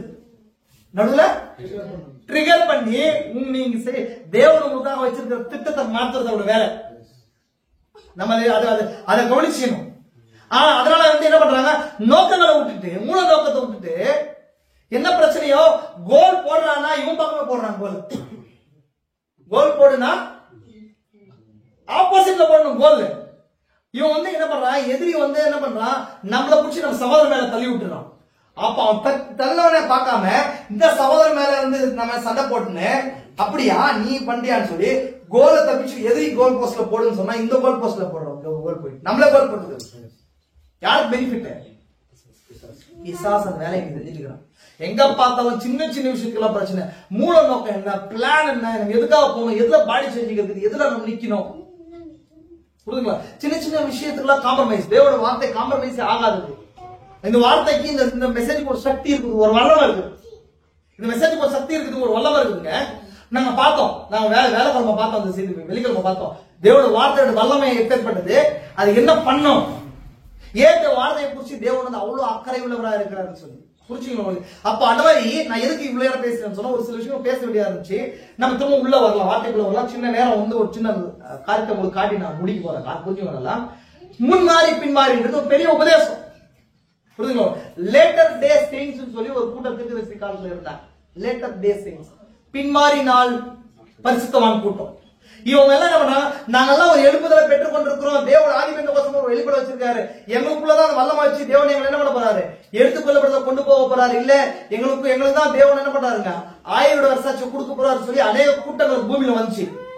ஏன் முன்மாறி பின்மாறி அப்படின்னு சொல்லிச்சுன்னா, யோவேல் தீர்க்கதரிசி புஸ்தகத்துல அந்த முன்மாறி பின்மாறி தேவன் வாக்களித்தாரு. அதே போல ஆதிபந்த பரிசுத்தாவி விழும்போது பேதுரு அதை நினைவு கூட்டுறாரு. என்ன பண்றாரு? யோவேல் தீர்க்கதரிசியால் உரைக்கப்பட்டபடியே நிறைவேறிச்சு. கடைசி நாட்கள்ல மாம்சமான யாவரிலும் என் ஆவியை ஊற்றுவேன் சொல்லப்பட்டது. இதுதான் கடைசி நாள் நடக்க போகுது, இதுதான் சொல்லி பேதுரு சொன்னார். அது எதுக்கான கடைசி காலம் சொன்னா, பழைய ஏற்பாட்டுக்கான கடைசி காலம். நம்ம எங்க இருக்கிறோம்? புதிய ஏற்பாட்டின் கடைசி நாள் இருக்கும். அப்ப புதிய ஏற்பாட்டின் கடைசி நாள் எகைன் என்று அங்க யோவினால் சொல்லப்பட்ட காரியம் சபைக்கு நடக்கணும். மீன்ஸ் யூதர்களுக்கு ஒரு வருஷத்துல நடக்க போற மழையை போல, மழை எதுக்கு அடையாளமா இருக்குது? பரிசுத்தாவின் அபிஷேகத்துக்கு அடையாளமா இருக்குது. ஒரு காலத்திலையும் அந்த மழை நிலத்தின் பயிர் என்ன பண்ணுச்சுன்னு சொன்னா, வித்து போடப்படும் போது சொல்றது, வித்து போடப்பட்ட பின்பு, வித்து போடப்பட்டதுக்கு முன் கிடையாது, வித்து போடப்பட்ட பின்புதாக மழை பெய்யும். அப்படின்னா வித்துன்றது எவ்வளவு வார்த்தை தீர்க்கதரிசி மூலமா வார்த்தை போடப்படுச்சு. அந்த போடப்பட்ட வார்த்தையை உயிரடை செய்யறதுக்கு மழை பெஞ்சு வளர்ச்சி. அண்ட் தென் அறுவடை நேரத்துல கரெக்டா ஒரு மழை பெய்யும். அந்த மழை என்ன பண்ணுன்னு சொன்னா வித்த அறுவடைக்கு ரெடி பண்ணும். இதுதான் ஃபேக்ட். நம்ம இந்த காரியத்தை குறிச்சு பார்த்தோம் இல்லைங்களா? அப்ப தீர்க்கதரிசி அநேக நபர்கள் அசூசா என்ன பண்றாங்கன்னு சொன்னா அந்த முன்மாரிக்கு அடையாளமா சொல்றாங்கன்னு சொல்லி பார்த்தோம். கிடையாது. நம்ம பார்த்தோம் எங்கன்னு பார்த்தோம் ஆதி பெந்தகோஸ்தேல அங்க என்ன காணப்படுச்சு? அது சபைக்கான முன்மாரி, பழைய ஏற்பாட்டு சபைக்கான பின்மாரியா இருக்கு. புரிஞ்சுக்கோங்க உங்களுக்கு. அப்படின்னு சொன்னா நான் ஒரு கூட்டத்தோட இன்னொரு கூட்டம் ஜாயின் பண்ணும்போது நான் தொடக்கமாவும் இருக்கிறேன், முடிவாகவும் இருக்கிறேன். அந்த கூட்டத்துக்கு நான் என்னவா இருக்கிறேன்? முடிவா இருக்கிறேன். இந்த கூட்டத்துக்கு தொடக்கமா இருக்கிறேன். அப்படின்னா ஆதி பெந்தகோஸ்தேல வந்தது பழைய ஏற்பாட்டுடைய பின்மாரியா இருக்குது, அது புதிய ஏற்பாட்டுடைய முன்மாரியா இருக்குது. ஏன்னா அந்த இடத்துல தான் வித்து போடப்பட்டுச்சு. வித்துக்கள் என்ன பண்ணுச்சு? கிறிஸ்துவாய் வித்து போடப்பட்டுச்சு. அது சபை காலத்துல வரும்போது அது அதான் ஒரு மணவாட்டி செடியா கோதுமையா வளர்ச்சா இல்லையா? இப்போ சபை காலத்துல வரும்போது அந்த 4 பூச்சிகள் சபை என்ன பண்ணிடுச்சு? அழிச்சிருச்சு. அழிச்ச உடனே திரும்ப தேவன் அறுவடை நேரம் வந்துச்சு. எங்க இருக்கிறோம்? செய்தி கொடுத்துருக்க 64 வருஷத்துல நாம ஏஜ் ஆஃப் ஹார்வெஸ்ட்ல இருக்கிறோம், அறுவடையின் காலத்துல இருக்கிறோம். வெளிப்படுத்தல் 14ஆம் அதிகாரத்துல பாக்குற மாதிரி பூமியின் பயிர் முதி விளைந்தது, உம்முடைய அருவாளை நீட்டி அதை என்ன அறுத்து விடும் என்று சொல்ல கேட்டேன். அவர் கருக்குள்ள அருவாளை பிடித்திருக்கிறார். அப்ப கருக்குள்ள அருவாள்ன்றது நியாயத்திற்கு கொண்ட வார்த்தையை குறிக்கும். நியாயத்திற்காக வெளிப்படுத்தப்பட்ட வார்த்தை புரியுது. அப்ப நியாயத்திற்கான வார்த்தை தான் என்ன பண்ணுதுன்னு சொன்னா கலசங்களை கொண்டு வருது பூமி மேல. நியாயத்திற்கான வார்த்தை தான் கலசங்களை கொண்டு வருது. இப்ப அந்த நேரத்துல வரும்போது சகோதரி இப்ப என்ன நடக்குது? அறுவடை நேரம் வரும்போது எகைன் சபையை தேவன் கொண்டு போறதுக்கு முன்மாரியும் பின்மாரியும் பே பண்றார். நம்ம தான் இங்க நான் காட்டினேன் பாருங்க. இங்க சொல்லப்படுற வார்த்தை நான் சொல்லி இங்க அந்த பாயிண்ட் எடுத்து வர பாருங்க. சியோன் குமாரரே, உங்கள் தேவனாய கர்த்தருக்கு மகிழ்ந்து கழிவுறுங்கள். அவர் தக்கபடி உங்களுக்கு முன்மாரியை கொடுத்து, அதான் ஆதி பெந்தகோஸ்தேன்னு சொன்னேன். தக்கபடி முன்மாரியை கொடுத்து, ஆதி பெந்தகோஸ்தேல முன்மாரி மாறினா மழை பரிசுத்தாவி அபிஷேகத்துக்கு அடையாளமா சபை பெற்றுக்கொண்டுச்சு.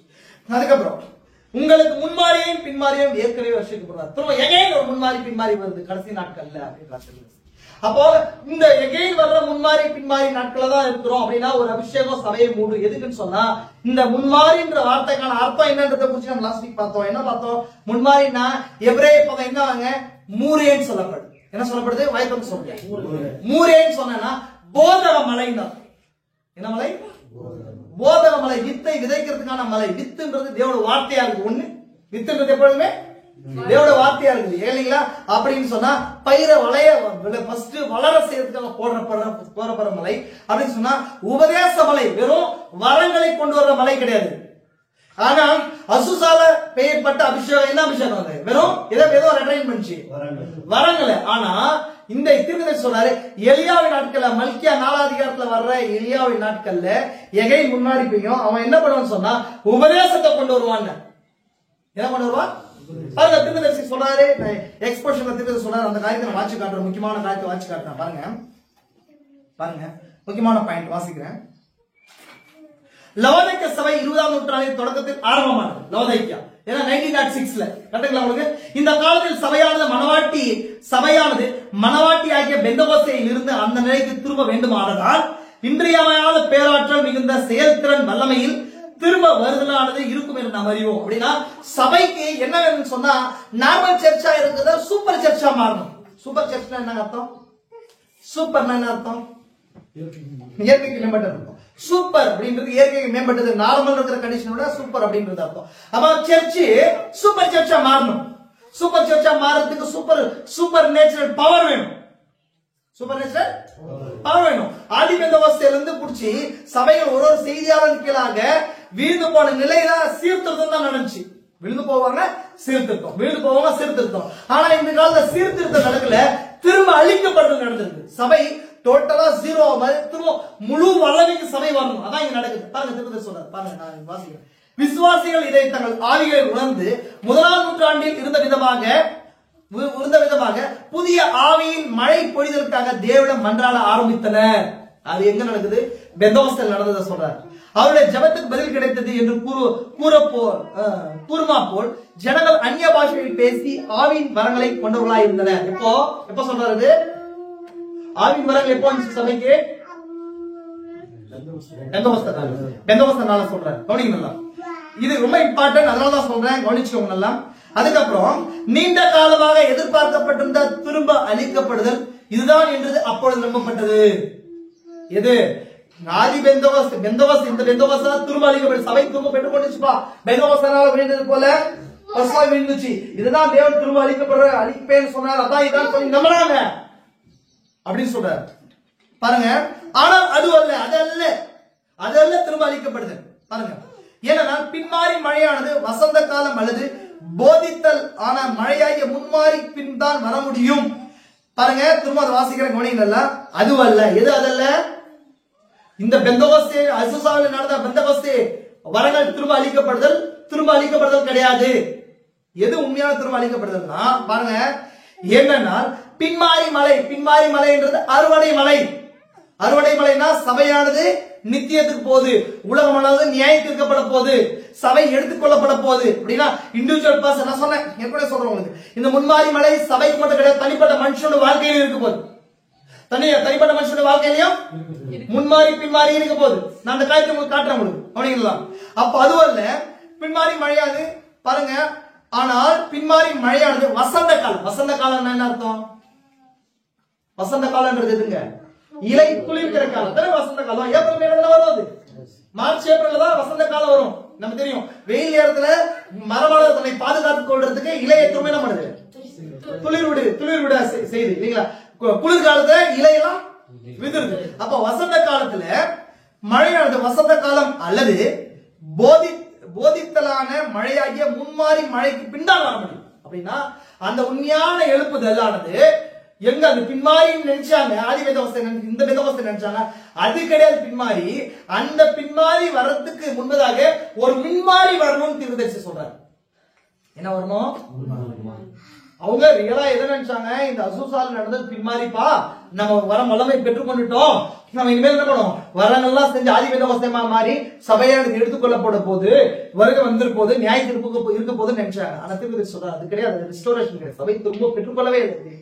அந்த தலைமை சபை அந்த மாதிரி ஒரு வல்லமையை பெற்றுக் கொள்றதுக்கு முன்பதாக சபை உபதேசத்துல கட்டப்படுகிறதுக்காக சபை 7 சபை காலங்களாக புழுக்களினால என்ன பாதிக்கப்பட்டுச்சு. அது துளிர் விடுறதுக்காக ஒரு மழை பெய்யணும். அந்த முன்மாறி மழை பெஞ்சப்பட்டுதான் திரும்பவும் பின்மாறி ஆதி பெந்தகோஸ்தே போல ஒரு எழுப்புதல், மகத்தான எழுப்புதல் இருக்க போதுன்றதை இங்க சொல்றாரு. புரிஞ்சுக்கிறோம் உங்களுக்கு? பாருங்க என்ன நடக்குது பாருங்க. என்ன சொல்றாரு? பின்மாறி அறுவடையின் மழையாக இருக்கும். பின்தான் பின்மாறி மழையானது அறுவடையின் மழையாக இருக்கும். பின்மாறி மழை எப்படி இருக்குங்க? அறுவடை செய்ய போகுது. பின்மாறி மழை வரும்போது அறுவடை நடக்க போகுது அப்படின்றது. அது எப்பன்றத நான் சொல்றேன் உங்களுக்கு. இந்த பேசிக்ஸை புரிஞ்சுக்கோங்க நீங்க. அதோடைய ஃபார்முலாவை புரிஞ்சுக்கோங்க. அந்த போதித்தலின் மழையானது வராமல் இருக்க அதுதான் உண்மையாக காரியமாக எப்படி இருக்க முடியும் அப்படின்னா, ஒரு போதித்தல் இல்லாம, ஒரு உபதேச கட்டமைப்பு இல்லாம எப்படி அது மேல டைனாமிக்கல் பவர். டைனாமிக்கல் பவர் என்னங்க? டைனமோன்னு என்ன அர்த்தம்? நான் உங்களுக்கு சொல்லியிருக்கிறேன். டைனாமோன்றது இயந்திர சக்தி கிடையாது, அது மின்சார சக்தி. அப்படின்னா ஒரு மிஷின் இயந்திர சக்தியா மெக்கானிக்கல் பவரா இருக்கு. ஒரு வண்டி இருக்கு இல்லையா, வண்டி ஒரு மெக்கானிசம், பொருட்களா இருக்கு. அதை இயங்க வைக்கிறதுக்கு டைனமோ உள்ள என்ன வருது, என்ஜின்ல சுத்துது. அதுல ஸ்பார்க் பிளக் மூலமா ஃபயர் உள்ள டைனாமிக் பவர் ப்ரொடியூஸ் ஆகுது. என்ன மிக்ஸ் ஆகுது? ஃபியூலும் ஏரும் மிக்ஸ் ஆகி ஃபயர் ப்ரொடியூஸ் ஆகி அதுதான் இந்த மெக்கானிக்ஸ் எல்லாத்தையும் இயங்க வைக்குது. ஃபர்ஸ்ட் மெக்கானிக்ஸ் வராம அங்க டைனாமிக்ஸ் வரவே வராது. ஏன்னா மெக்கானிக்ஸ்க்குள்ளதான் டைனாமிக்ஸ் நடக்குது. கரெக்ட்டுங்களா? மெக்கானிக்ஸ் என்றது என்னங்க? வீல், டயர், இன்ஜின், இதெல்லாம் மெக்கானிசம் ப்ராடக்ட்ஸ். அதுக்குள்ளதான் ஃபியூல் ஊத்திட்டு அதுக்கப்புறம் தான் என்ன வைப்பாங்க? ஃபயர். நம்ம இங்க ஃபயர் வைக்கிறது ஸ்டார்டர் மோட்டர்ல என்ன பண்ணுவாங்க? ஃபயர் உற்பத்தி ஆகும். ஸ்பார்க் பிளக்ல ஃபயர் உற்பத்தி ஆகி அப்ப இன்ஜின்ல கம்ப்ரஷன் நடக்கும். கம்ப்ரஷன் நடந்து வண்டி மூவ் ஆகும். அப்ப வண்டி மூவ் ஆகுறது மெக்கானிக்கல் பவர்னால மூவ் ஆகுது, டைனாமிக் பவர்னால மூவ் ஆகுது. அப்ப அந்த மாதிரி ஃபர்ஸ்ட் இவங்க என்ன செய்ய இந்த பெந்தகோஸ்தே என்ன நினைச்சுக்கிறாங்க சொன்னா இதான் டைனாமிக் பவர் நினைச்சுக்கிறாங்க. ஆனா திருப்பதி சொன்னா டைனாமிக் பவர் கிடையாது. ஃபர்ஸ்ட் மெக்கானிக்கலா சபை உருவாகணும். அந்த மெக்கானிக்கலா உருவாகுறதுதான் உபதேச கட்டமைப்பு. உபதேசம் தான் சபையை திரும்ப என்னங்க டைனாமிக்கா பாடியா உண்டு ரெடி பண்ணும், கிறிஸ்டியன் செல்வா ரெடி பண்ணும். அதுக்கு பிறகு அந்த சபை எடுத்துக்கொள்ளப்படும். அப்படின்னா கீழே வண்டி ஓடுது, அதே போல மேல பறக்குது, ஒரு ஏரோப்ளைன் மாதிரி எல்லாம் ரெடி ஆயிடுது.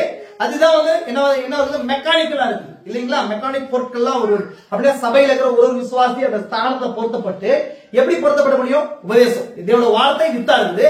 அந்த வித்து மனுஷன் மாறுறான். இது புரிஞ்சு அந்த பாயிண்ட் தேவன் திரும்ப பைபிள்ல உவமைகளை சொல்லும் போது விதை எப்படி இருக்குது தேவோட வசனமா இருக்குன்னு சொன்னார் ஒரு இடத்துல. இன்னொன்னு விதைகளை தேவோட பிள்ளைகளா பொறுத்துறாரு. கரெக்டா? நல்ல நிலத்துல விதைக்கப்பட்டவர்கள் என்ன எதுக்கு சொல்றாரு? நல்ல நிலத்தில் விதைக்கப்பட்டவங்க தேவோட பிள்ளைகளா சொல்றாரு இல்லையா? ஒரு இடத்துல என்ன சொல்றாரு?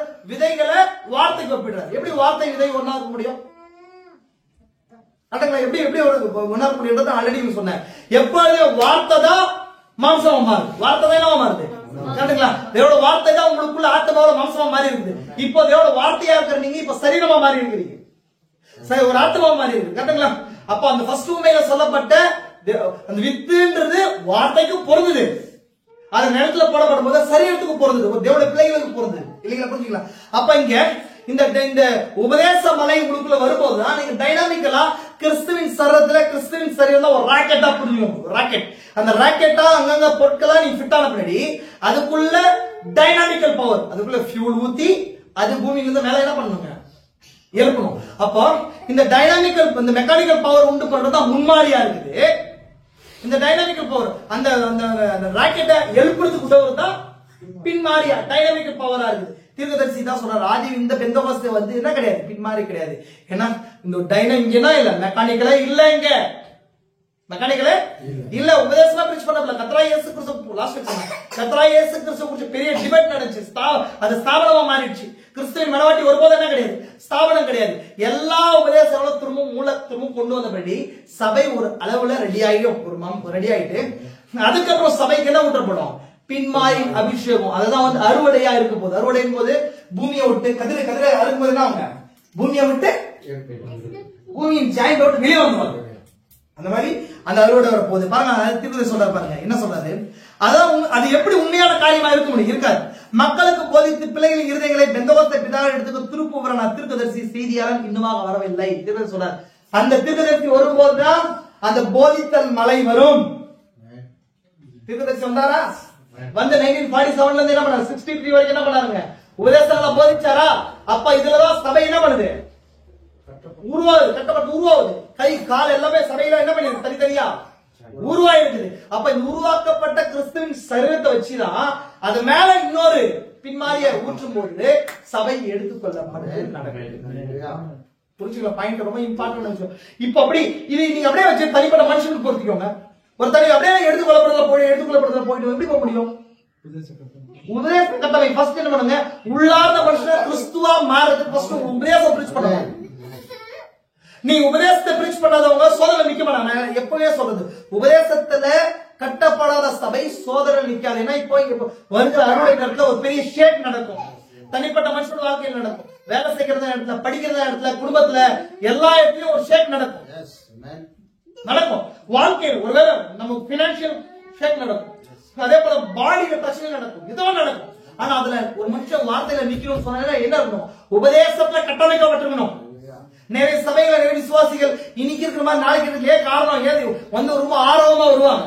அவங்க திடீர்னு ஒரு வாரம் திடீர்னு பாத்தீங்கன்னா பின்னாடத்துல போய் எங்கேயாவது இருந்து கோயிலுக்கு போயிட்டு இருப்போம். நான் பார்த்திருக்கேன் நிறைய பேர், அவங்கதான் பாடல் புயல முன்னாடி இருப்பாங்க, திடீர்னு போய் போயிட்டாங்க. காரணம் என்னன்னா அவங்க இதுல கட்டப்படல, உபதேசத்துல கட்டப்படல. அப்படின்னா ஒரு சரீரமா மாறினாதான் அந்த சரீரத்துக்கு ஜீவன் கொடுக்கும். நான் எசேக்கியேல் இந்த மெசேஜ் எடுக்கிறேன். எசேக்கியேல் தேவன் சொல்றாரு இல்லீங்களா, என்ன சொல்றாரு, ஃபர்ஸ்ட் உடல்ல எலும்பின் பள்ளத்தாக்கு கூட்டு போறாரு.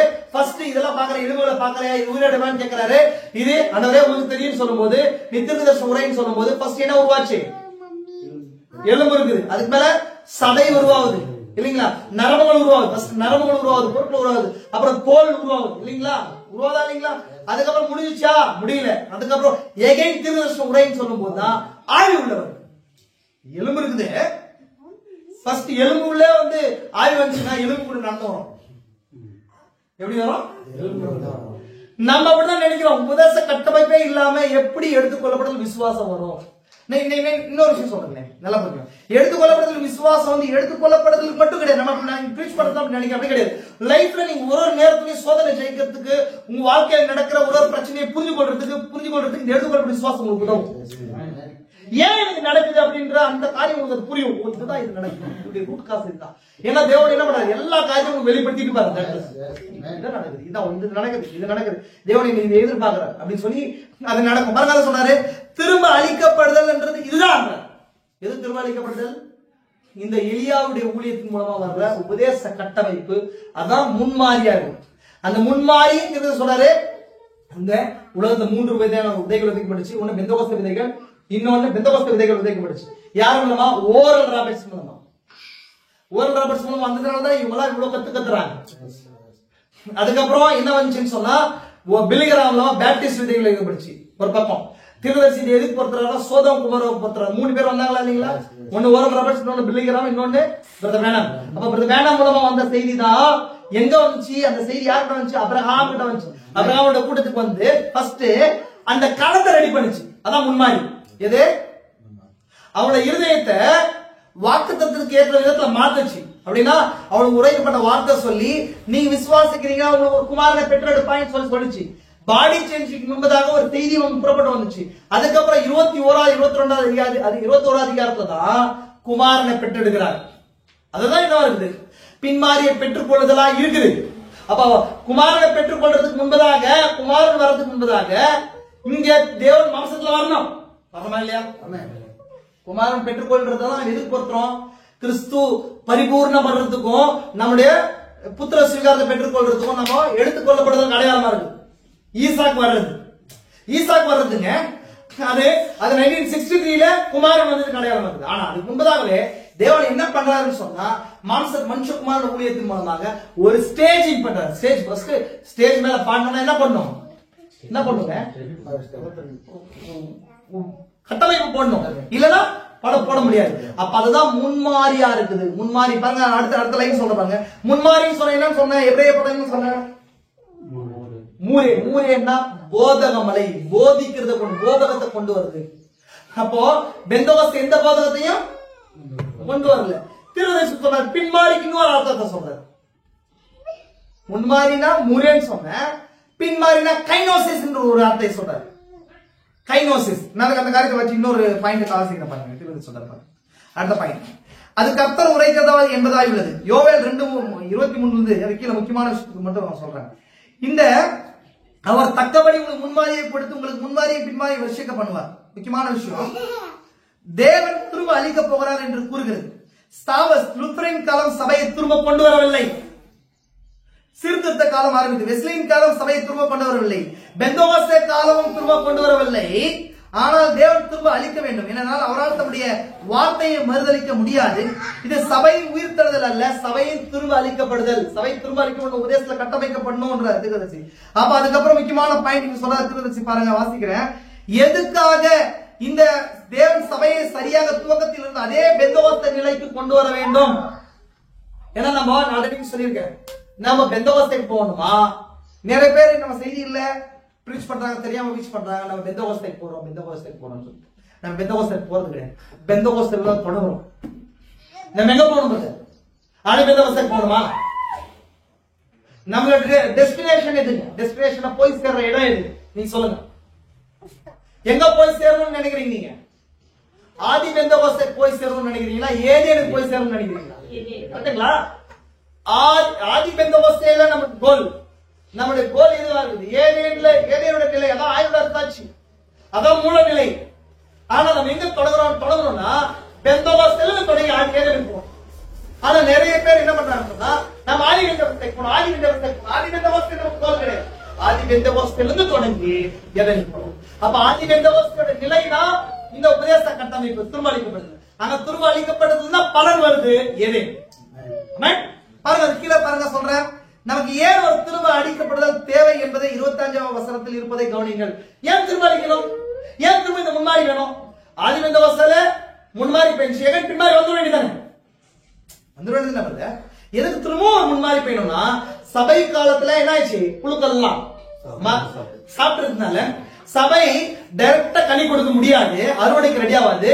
திரும்பவும் ஒரு மழை பெஞ்சு செடிய துளிர் உடைக்கணும். திரும்பவும் ஒரு சபையை துளிர் விடணும். துளிர் விட்டு அதுக்கப்புறம் தான் அறுவடைக்கான வித்துக்களை கொண்டு வரும் இல்லீங்களா? அதனால இந்த காலத்துல ரெண்டு மலையை சேர்த்து தேவன் வைக்கிறார். முன்மாரியை மட்டும் பின்மாரியை மட்டும் வைக்காம முன்மாரியே வச்சு பின்மாரி வைக்கிறார். புரிச்சுக்கலாம். அப்ப திரும்பவும் சபையில ஆதிபந்தோபஸ்தால என்ன இருந்துச்சு? உபதேச கட்டமை இருந்துச்சு, கர்த்தராகிய இயேசு கிறிஸ்து ஞாபகம் இருந்துச்சு, சப்பத்துக்கு இருந்துச்சு, எல்லா காரியங்களும் கரெக்டா இருந்துச்சு. சபை காலத்து சென்டர்ல எல்லா இந்த புழுக்கள் நாளும் என்ன பண்ணுச்சு? கழிச்சு போட்டுச்சு. தேவன் திரும்பவும் அறுவடையை கொண்டு வராங்க. அறுவடைக்கு ரெடி ஆகாது அப்படி இருந்துச்சுன்னா அறுவடை மழை பெஞ்சு எந்த பிரயோஜனமும் கிடையாது. அதனால தேவன் திரும்ப ஒரு முன்மாரியை பெய்ய வச்சு திரும்ப செடிகள் எல்லாம் வளர வச்சு கொண்டு வர. புரிச்சுக்கலாம். பாருங்க, திருவள்ளுவர் சொன்னா பாருங்க, அந்த 25ஆம் வசனத்தில் இருப்பதை கவனிங்கள். அந்த வெட்டிக்கிளிகளும் பச்சை புழுக்களும் முசுக்கொட்டை பூச்சிகளும் வேரையும் மரத்தின் சிறிய துண்டை தவிர எல்லாவற்றையும் பச்சித்து போட்டு நம்ம அந்த காரியத்தை குறிச்சு பார்த்தோம். பல்வேறு காலகட்டங்களில் இருந்த பூச்சிகள் ஒன்றுதான். அது கீழே முக்கியமான விஷயத்தை வாசிக்க பாருங்க. மிகவும் நலிவுற்ற நிலையில் இருக்கும் இந்த ஆவி அந்த சிறிய வேர் தண்டு திரும்பமாக கொண்டு வரப்படு போகிறது. தேவன் ஒரு புதிய சபையை நடப்படுவதில்லை. தேவன் புதிய சபையை என்ன பண்ண போறதில்ல, நடுறதுல அதே மரத்துல அதே செய்தியில ஒரு புதிய சபை நடப்படுவதில்லை. ஆனால் தம்முடைய மூலச்செடியை திரும்பமாக மூலவித்திற்கு கொண்டு வர போகிறார். அதான் திரும்பளிக்கப்படுதில்லை. தேவன் இந்த மரம் வந்துச்சு, இந்த மரத்தை அழிச்சு புதிய மரத்தை நடுறாருன்னு சொன்னா தேவன் என்னங்க, அவர் தன்னுடைய சிருஷ்டிப்புல முகுந்த வல்லமையுள்ளவர் அல்ல. ஒரு மனுஷன் ரியலான ஒரு சயின்டிஸ்ட் ரியலான ஒரு ரிசர்ச்சர் ஒரு பொருளை கண்டுபிடிச்சு அது ப்ராப்ளம் ஆயிடுச்சு தூக்கி போட்டு வேற பொருளை கண்டுபிடிக்கிறவன் கிடையாது. அவங்க கண்டுபிடிச்ச பொருள் ஏதாவது பழுது ஆயிடுச்சுன்னா அதை ரெடி பண்றதா உண்மையான சயின்டிஸ்டா இருக்கும், உண்மையான நாலேஜ் பர்சனா இருக்கும். அப்போ சொல்ற ஒரு செய்தி சொல்ற, எந்த செய்தியில ஞாபகம் இல்ல, தேவனோட வல்லமை எதுல இருக்குன்னு சொன்னா சிருஷ்டிப்புல மட்டும் இல்லையா. அந்த சிருஷ்டிப்பு விழுந்து போகும்போது அந்த சிருஷ்டிப்பை திரும்ப மூளையை கொண்டு வர்றதுதான் அவருடைய சிருஷ்டிப்பை காட்டிலும் மகத்தான காண்பிக்கிறான். எப்படிங்க தேவன் சிருஷ்டிக்கிறத மட்டும் பாருங்க, எப்படி தேவன் சிருஷ்டிக்கிற அப்படின்றதுல இல்ல, அந்த சிருஷ்டிப்பு விழுந்து போகும்போது அந்த சிருஷ்டிப்பை மூளையை கொண்டு வருகிறது தான் அவரோட மகத்துவம் காணப்படுது. பாருங்க, முக்கியமான விஷயத்தை காட்டுற வாசிகள் பாருங்க. 23ஆம் வசனத்தில் குறிப்பிட்டபடியே அவர் போதித்தல் அல்லது முன்மாறி மலையின்படி செய்கிறார். அடுத்ததாக அறுவடை மலை அல்லது எடுத்துக் கொள்ளப்படுதல் விசுவாசம் வரும். அந்த எடுத்துக்கொள்ளப்படுதல் விசுவாசத்தை கொண்டு வந்ததுதான் 7 முத்திரைய வெளிப்பாடு. 63ஆம் வருஷம் வரைக்கும் போதித்தல் வந்துச்சு. 63ஆம் வருஷத்துல பின்மாரிக்கான உபதேசம் போடப்பட்டுச்சு. முன்மாரிக்கான உபதேசமே அதுலதான் இருக்குது. அதுலதான் எடுத்துக்கொள்ளப்படுதல் விசுவாசம் இருக்குது. 7 முத்திரையில் வெளிப்பாடு எடுத்துக்கொள்ளப்படுதல் விசுவாசம் எதுல இருக்குங்க? 7 முத்திரையில தான் இருக்கு. திருவள்ளுவர் சொல்றாரு, 7 இடிகள் தான் மனவாட்டிக்கு எதை கொடுக்கும்? எடுத்துக்கொள்ளப்படுதல் விசுவாசம் கொடுக்கும். ஏன்னா இப்போது கொண்டுள்ளதை கொண்டு சபை கொஞ்சம் தூரம் என்ன பண்ண முடியாது, போக முடியாது. அப்படிங்களா? வருஷம் புரியுவாங்க. ஒரு ராக்கெட் இருக்கு, இல்ல ஒரு ஏரோப்ளேன் இருக்கு. அந்த பிளேன் என்ன பண்ணு சொன்னா கீழே தரையில போகும்போது 300 கிலோமீட்டர் வேகத்துல போகுது இல்லைங்களா? அந்த வேகம் என்ன பண்ணுது, 300 கிலோமீட்டர் கீழே போகும்போது அந்த வேகத்துல ஏரோப்ளேன் என்ன பண்ணுது, மேல எழும்பாது இல்லைங்களா? அந்த எழும்புறதுக்கு வேற ஒரு வேகமோ வேற ஒரு தன்மை வேணும். இன்னைக்கு வண்டியில 300 கிலோமீட்டர் போற வண்டிகள் தெரியுமா இருக்கு. அப்ப அதெல்லாம் பறந்துருதா? இல்ல. அப்போ பூமியை விட்டு பூமியில இருக்கிற வேகத்தை தாண்டி இன்னொரு வேற ஒரு தன்மை, வேற ஒரு ஏரோடைனமிக்கல் ஃபோர்ஸ் தன்மை வேணும். ஏரோடைனமிக்கல் சொன்னா இந்த காத்துல பறக்கிறதுக்கு ஏதோ தன்மை வேணும். புரியுங்களா? அந்த தன்மை தான் அந்த ஏரோப்ளேன் என்ன பண்ணும், மேல பறக்க வைக்கும். அந்த மாதிரி இன்னும் இது காலம் ஆதி காலத்துல இருந்து இருக்கிற எல்லா விசுவாசத்தையும் கொண்டு பறக்க முடியாது. இயேசு கிறிஸ்து பெற்றிருந்தார் இல்லையா, ஏழாம் பெற்றிருந்தார் இல்லையா, எலியா பெற்றிருந்தார் இல்லையா, அந்த வல்லமை வேணும். அந்த வல்லமை எதுல இருக்குன்னு சொன்னா பின்மாறி செய்தியில இருக்கு. அந்த பின்மாறி செய்தி தான் 7 முத்திரைகளா கொடுக்கப்பட்டுச்சு. அப்ப அந்த பின்மாறி செய்தி தான் பின்மாறி அபிஷேகத்தை கொண்டு வரும். பின்மாறி அபிஷேகத்துடைய முதல் பகுதியை தீர்க்கதரிசி சூழ்ச்சார். அதனாலதான் நான் 3வது இழிப்பின் ஊழியம் வெளிப்படுத்தி தீர்க்கதரிசிக்கு அதனாலதான் தீர்க்கதரிசி என்ன பண்ணாருங்க, நான் உங்களுக்கு சொல்றேன், நான் சொல்றேன். அவர் என்ன பண்ணி அந்த மேகம் வரும்போது அதில் எடுத்துக்கொள்ளப்பட்டாரா தீர்க்கதரிசி? எடுத்துக்கொள்ளப்பட்டாரா? எப்படி எடுத்துக்கொள்ளப்பட்டார்? எடுத்துக்கொள்ளப்பட்டதின் வல்லமையை தீர்க்கதரிசி சிறிதளவு அதுல உணர்ந்தாங்க 3வது இழிப்புல அந்த 7 முத்திரை வெளிப்படும் போது இல்லைங்களா? அதனால தீர்க்கதரிசி கிரியேட்டிங் பவரை பெற்றுக்கொண்டார் 3வது இழிப்பின் செய்தியில உரைக்கப்பட்ட வார்த்தை மூலமாக. ஆனா பின்மாரியுடைய முழுமையான வெளிப்பாடு எங்க இருக்க போதுன்னு சொன்னா இங்க இன்னும் இல்ல. எப்ப இருக்க போது முழுசானா அந்த உபதேசத்தை பெற்றுக்கொண்டோம், பின்மாரி நாட்களுக்குள்ள பிரவேசிச்சுட்டோம். பின்மாரி நாட்களுக்குள்ள என்ன பண்ணிட்டோம், பின்மாரி செய்தியை பெற்றுக்கொண்டோம். ஆனா அந்த உண்மையான பின்மாரியுடைய புரிதல் எங்க இருக்கு போது சொன்னா செகண்ட் ரைட்ல இருக்கு. தீர்க்கதரிசி ஃபர்ஸ்ட் ரைட் செஞ்சாரா? வெளிப்படுத்தல் 10 படி அந்த 2 ரைட் இருக்கு. இந்த எவ்வளவு ரைட் இருக்கு? 2 சவாரி இருக்கு. ஒண்ணு வெளிப்படுத்தல் 10ஆம் அதிகாரத்துல 1 ல இருந்து 7 வரைக்கும் தீர்க்கதரிசி ஊழியம். 8ல இருந்து 12 வரைக்கும் மனவாட்டி முடியும். யோவான் மனவாட்டிக்கு அடையாளமா இருக்கிறாரா இல்லையா? யோவான் அந்த தூதர் சொல்றாரு, நீ போய் அந்த தூதருடைய கரத்துல புஸ்தகத்தை வாங்கி பூசிக்கும் போது வாய் வயிற்று கிடவா இருக்கும், கஷ்டமா இருக்கும், வாய் தேவை போல மதுரமா இருக்கும் இல்லைங்களா? நீ தீர்க்கதர்சன உரைன்னு சொன்னா எகைன் நியாயத்திருக்கும். எகைன் என்ன பண்ணுங்க, உரைக்கப்பட்ட வார்த்தையை கொண்டு வருகிற காரியம் இது 2. ஆனா இன்னொரு காரியத்தை சொல்றேன், அந்த கிறிஸ்து எங்க நின்றாரு? ஒரு பாதத்தை சமுதிரத்துக்கு, ஒரு பாதத்தை இல்லீங்களா? அப்போ ஏன் 2 பாதங்கள் நான் சொல்றேன். இந்த பாதங்கள் எப்பொழுது எது அடையாளம்? பாதங்கள் ஒரு வெளிப்படுத்தல் 1ஆம் அதிகாரத்துல பாதங்கள்ல என்ன இருக்குதுன்னா, என்ன இருக்குது? வெண்கலத்தினாலான பாதங்கள். வெண்கலம் எது அடையாளம்? நியாயத்தீர்ப்பு இல்லீங்களா? கோல்டு எது அடையாளம்? தெய்வீகம். வெள்ளி எது அடையாளம்? மீட்பு அடையாளம். புரிஞ்சுக்கணும், வெள்ளி மீட்பு அடையாளம், வெண்கலம் நியாயத்தீர்ப்பு அடையாளம். அதனாலதான் எலியாவின் நாட்கள்ல வானம் என்ன கலரா மாறிச்சு? வெண்கலமா மாறிச்சு. 3 வருஷம் மழை பெய்யாம இருந்துச்சு. தேவன் வந்து பொலிவாய் சர்ப்பத்துக்கு பாதுகாத்துக்கு தேவன் என்ன செய்ய சொன்னார்? வெண்கல சர்ப்பத்தை செய்ய சொன்னார் இல்லைங்களா? அதனாலதான் யோவான் சொல்லப்படுது, மோசே வனாந்தரத்துல வெண்கல சர்ப்பத்தை உயர்த்திருந்த போல கிறிஸ்து உயர்த்தப்படுது. கிறிஸ்து நமக்காக நியாயத்தீர்ப்பா இருக்கும். சரி, ஓகே. அப்போ வெளிப்படுத்தல் 1ஆம் அதிகாரத்துல இருக்கிற அந்த தூதருடைய பாதங்கள் உலைக்களத்துக்கு காணல பிரகாசமான வெண்கலம் போல இருந்துச்சு இல்லைங்களா? அப்போ அப்படின்னு சொன்னா காலை வைக்கும் போது ஒரு பாதத்தை எது மேல வைக்கிறாரு? சமுதிரத்துக்கு மேல வைக்கிறாரு. சமுதிரத்துல என்ன இருக்குது?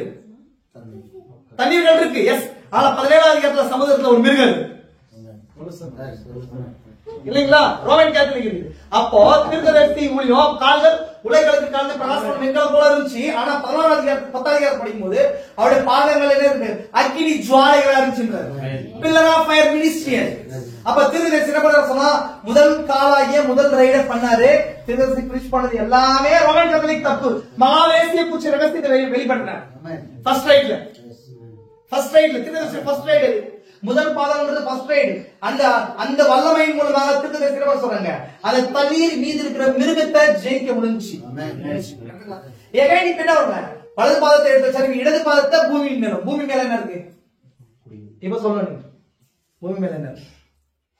அதே 13ஆம் அதிகாரத்துல 2வது மிருகம் புரியுதுங்களா? 13ஆம் அதிகாரத்துல 2 மிருகம் இருக்குது. ஒரு மிருகம் சமுதிரத்துல எழும்பி வர மிருகம், இன்னொரு மிருகம் பூமியிலிருந்து எழும்பி வர மிருகம். அப்ப இவர் பலமுள்ள வேதத்துவம் வானத்தில் இறங்கிய மேகம் ஒரு சூழ்நிலை இருந்தது. அவர் என்ன பண்ணுங்க, சிரசு மேல் வாழ்வில் இருந்தது. அவர் இடது பாதத்தை பூமி மேலும் இருக்கிறதா பாக்குறாரு இல்லைங்களா? அப்போ ஒண்ணு பூமி மேலே சமுதிரத்தில் நிற்கிறார். ஏன் நிற்கிறார்னா 13ஆம் அதிகாரத்துல 2 மிருகம் இருக்குது. இந்த 2 மிருகத்தை இந்த பலமுள்ள வருகை என்ன பண்ணுது? நியாயத்தை இருக்குது இல்லைங்களா? அப்ப தீர்க்கதரிசி மினிஸ்ட்ரி மூலமா என்ன நடக்குது சொன்னா, முதல் மிருகம் நியாயத்தீர்ப்பை பெற்றுக்கொள்வதற்கான வெளிப்பாடுகளை பெற்றுக்கொள்ளுச்சு. ரெண்டாவது காலை எடுத்து வைக்கிறது. இன்னைக்கு செகண்ட் ரைடு மனவாட்டி. ரெண்டாவது ரைடு மனவாட்டி என்ன பண்றா? இப்போ நம்ம ரோமன் கேத்தலிக் குறித்து பேசுறோமா இல்ல புரோட்டஸ்டன்ட் குறித்து பேசுறோமா? அதிகமா கரெக்டா? தீர்க்கதரிசி மெசேஜ்ல படிக்கும்போது எதை குறித்து அதிகமா பேசுறாரு? Roman Catholic. ரோம் வந்து பேசின்னு சொல்லி பேசுவார். ஆனா நம்ம ரோமன் கேத்தலிக் விட்டுட்டோம். ஏன்னா அடிச்சு போய் மிருகம் தீர்க்கதரிசி அடிச்சிட்டார். உபதேசிய ஒண்ணு இல்லன்ட்டார். ஆனா இப்ப நம்ம எதை குறித்து அதிகமா பேசுறோம்? புரோட்டஸ்டன்ட் குறித்து பேசுறோம், புத்தி இல்லாத கனியை குறித்து பேசுறோம். ஏன்னா நம்ம மிதிக்க போற மிருகம் அதுதான் அமெரிக்காவா இருக்கு. அந்த 2வது மிருகம் 17ஆம் அதிகாரத்துல 2வது மிருகம் பூமியில் இருக்கும் இல்லைங்களா? அப்ப 2 ரைடு இருக்கு. அப்ப அதுக்கு ஒரு வல்லமை பெற்றுக்கொண்டு இப்ப சபைக்கு வந்து வல்லமை உலகத்தையே அசைக்கின்ற தீர்க்கதரிசி. ஹல்லேலூயா. சபை நான் வாசிக்கிற பாருங்க, காரியத்தை வாசிக்கிற பாருங்க. என்ன நடக்குது பாருங்களேன், முக்கியமான பாயிண்ட் பாருங்க. என்ன நடக்குது? மல்கியாவால் உரைக்கப்பட்ட தீர்க்கதரிசி தோன்ற வேண்டும். எப்போ? இந்த கடைசி நாட்கள் எது திரும்ப அளிக்கப்படுதலுக்கு. கர்மேல் பர்வதத்தில் தேவனுடைய மகிமை காணப்பட்டது போன்று பின்மாறி காலத்திலும் சம்பவிக்க வேண்டும். என்ன சொல்றாரு? கர்மேல் பர்வதத்துல என்ன காணப்பட்டுச்சு? கர்மேல் பர்வதத்துல எலியாவின் நாட்கள் ஒரு விஷயம் நடந்துச்சு, சோதனை நடந்துச்சா இல்லைங்களாங்க? கர்மேல் பர்வதத்துல சோதனை நடந்துச்சு. எலியாவின் தேவன் யார் தேவன்? கர்த்தரை தேவனா இருந்தா தேவனா இருக்கணும்னு சொல்லி ஒரு ஃபயர் மினிஸ்ட்ரி நடந்துச்சு. ஒரு அக்கினி ஊழியம். எலியா ஒரு பக்கம் நின்றார், ஆகாபும் எசபேலும் அவங்க கூட்டம் தனியா நின்றாங்க. அதானே கர்மேல நடந்தது. கர்மேல் நடந்த சோதனை அதான் தீர்க்கதரிசி சொன்னாரு. பின்மாறி காலத்தில் கர்மேல் பர்வதத்தில் தேவனுடைய மகிமை காணப்படுவது போல பின்மாறி காலத்தில் நடக்க வேண்டும். அந்த காலத்துக்கு அந்த நேரத்துக்குள்ள நம்ம வரல. ஆனா பின்மாறி காலத்துக்கு வந்துட்டோம். நம்ம ஒரு பெரிய அழுத்தம் இருக்கும் போது யார் விரோதமா எலியா செஞ்சாரு? எசபேல் விரோதமாவோ ஆகாப் விரோதமோ. எசபேல் எது? Roman Catholic. ஆகாப் எது? அமெரிக்கா. இவங்க 2 பேரும் சேர்ந்தா எனக்கு மிருகத்துக்கு சுரூபத்தை ரெடி பண்றாங்க. இப்ப அதுக்கு விரோதமா யார் போராடுறா? இந்த எலியாவுடைய செய்தி போராடு. கரெக்டுங்களா? பாருங்க சொல்றாரு பாருங்க. இதை விழிப்புடன் கவனியுங்கள். மல்கியா 3ஆம் அதிகாரத்தில் கூறப்பட்ட முன்னோடியானவன், முன்னோடி முன்மாறி விதை விதைத்து ஸ்தாபனங்களின் கோபத்துக்கு ஆளானான். யாரு? யோவான் ஸ்நானகன் முன்மாறியில் விதைத்தான். எங்க முன்மாறி? இயேசு கிறிஸ்து வர்றதுக்கு முன்பதாக இயேசு கிறிஸ்து வர்றதுக்கான வழியை என்ன பண்ணாரு? ஆயத்தப்படுத்துங்கள். யோவான் வந்து அறுவடை வரல. கரெக்டுங்களா? யோவான் அறுவடைக்கு வந்தாரா? வரல. யோவான் எதுக்கு வந்தாருங்க? விதை விதைக்கிறதுக்கு. ஏன்னு சொன்னா பள்ளங்கள்லாம் நிரப்பப்பட்டோம், பள்ளங்கள்ல மேடுகள்லாம் அப்படின்னு சொன்னா ஒரு நிலத்தை பண்படுத்ததான் விதை விதைக்கிறது. அந்த விதை விதைக்கிறதுக்கான வேலையை தான் யோவான் வந்தார். ஆனா யோவான் வந்து பின்மாறி காலத்துக்கு சொன்னாரு. என்ன சொன்னாரு? துண்டு கூட கையில இருக்கும், அது அறுவடை நேரம் இல்லையா? அப்போ இந்த காலத்துல நடக்கிற அந்த காலத்துக்கு யோவான் சொன்னார். பாருங்க அதுக்குள்ள வாசிக்க பாருங்க. பின்னர் இயேசு வந்து மறுரூபமலையின் சம்பவம் நடைபெற்றது. யோவானுக்கு ஒரு எக்ஸ்பீரியன்ஸ். மறுரூபமலையில் என்ன நடந்துச்சு? மறுரூபமலையில இயேசு கிறிஸ்து போறாரு. போகும்போது மோசஸும் எலியாவும் வந்தாங்க. அங்க ஒரு பாடி சேஞ்சிங், புத்திர சுவீகாரத்தின் காட்சி நடந்துச்சாங்க. மறுரூபமலை காட்சி தானே? புத்திர சுவீகாரத்தின் காட்சி தானே? பாருங்க அடுத்தது இயேசு கிறிஸ்து மறுரூபம் நடந்தது. இயேசு கிறிஸ்து 2வது வருகைக்கு முன்னோடியானவன் பின்மாறிக்கென விதைப்பான். இயேசு கிறிஸ்து 2வது வருகைக்கான முன்னோடி யாரு? 2வது வருகை. முதல் வருகைக்கான முன்னோடி யோவான், 2வது வருகைக்கான முன்னோடி பேனம் இல்லீங்களா? அப்போ இயேசு கிறிஸ்துவின் 2வது வருகைக்கான பின்மாறிக்கான விதைப்பா. யார் விதைப்பா? தீர்க்கதரிசி. எகைன் பின்மாரிக்கான உபதேசத்தை கொண்டு வரணும். பின்மாரிக்கான உபதேசம் தான் 7 முத்திரைகள் வெளிப்பாடு. 7 முத்திரைகளுக்கான வெளிப்பாடு தான் பின்மாரிக்கான உபதேசம். கரெக்டுங்களா? ஆனா இந்த பின்மாரிக்காக முன்மாறி வரணும். முன்மாறின்றது 47 இருந்து உபதேசத்தை கொண்டு வந்தார். தீர்க்கதரிசி விசுவாசம்ன்றது என்ன, சபைன்றது என்ன, ஒரே தேவன்றது என்ன, சர்ப்பத்தில் நிற்கின்றது என்ன, கரெக்டுங்களா? இதெல்லாம் என்ன வருது? முன்மாரியாக தான் போதகத்துல கட்டப்படுது. அண்ட் தென் அறுவடை கதிர் வந்த உடனே அதுக்கு பின்மாரி உபதேசத்தை கொண்டு வந்து கதிரை என்ன பண்ணுங்க இப்போ? கரெக்டுங்களா? நம்ம பார்த்துருக்கோம். எப்ப பார்த்தோம்? அக்டோபர் நவம்பர்ல விதை விதைக்கும் போது மழை பெய்யுது. அறுவடை நேரம் வரும்போது மார்ச் ஏப்ரல்ல 2 மழை பெய்யுது. நம்ம பார்த்தோம். 2 மழை. அதான் முன்மாறி பின்மாறி மழை. இந்த பின்மாறின்றது அறுவடை கரெக்டா நடக்கும் போது பின்மாறி பெய்யுது. எதுக்காக? கதிர்களை முதிர்ச்சி அடைய செய்யுது. கரெக்டுங்களா? உங்களுக்கு பாருங்க என்ன நடக்குது பாருங்க. இயேசு வரும்போது ஸ்தாபனங்களையும் பிரமாணங்களையும் உதறி தள்ளி தன்னோட மனவாட்டியை கொண்டு செல்வார். அவர் பின்மாரிக்கன விதைச்சு இயேசு வரும்போதுன்னு சொன்னா என்ன சொன்னா அவர் பலப்படுத்துதான் வந்திருக்கிறாரு. ஆனா கொண்டு செல்றது எடுத்துக்கொள்ளப்படுது. கரெக்டுங்களாங்க? அவர் பலப்படுத்துதான் என்ன பண்ணிருக்காரு? இப்போ வந்திருக்கிறாரு. எடுத்துக்கொண்டு செல்றது எங்க கொண்டு செல்றது? மனவாட்டியை கொண்டு செல்றா இல்லீங்களா? பாருங்க, தம் மனவாட்டியை கொண்டு செல்வார். முதலாம் சம்பவம் கர்மேல் மலை மேலும். முதலாம் சம்பவம் கர்மேல் பர்வதத்திலும். 2வது மறுரூபமலை நிகழ்ந்தது. 3வது சம்பவம் கூடிய சீக்கிரத்தில் சியோன் பர்வதத்தில் நடக்கும்.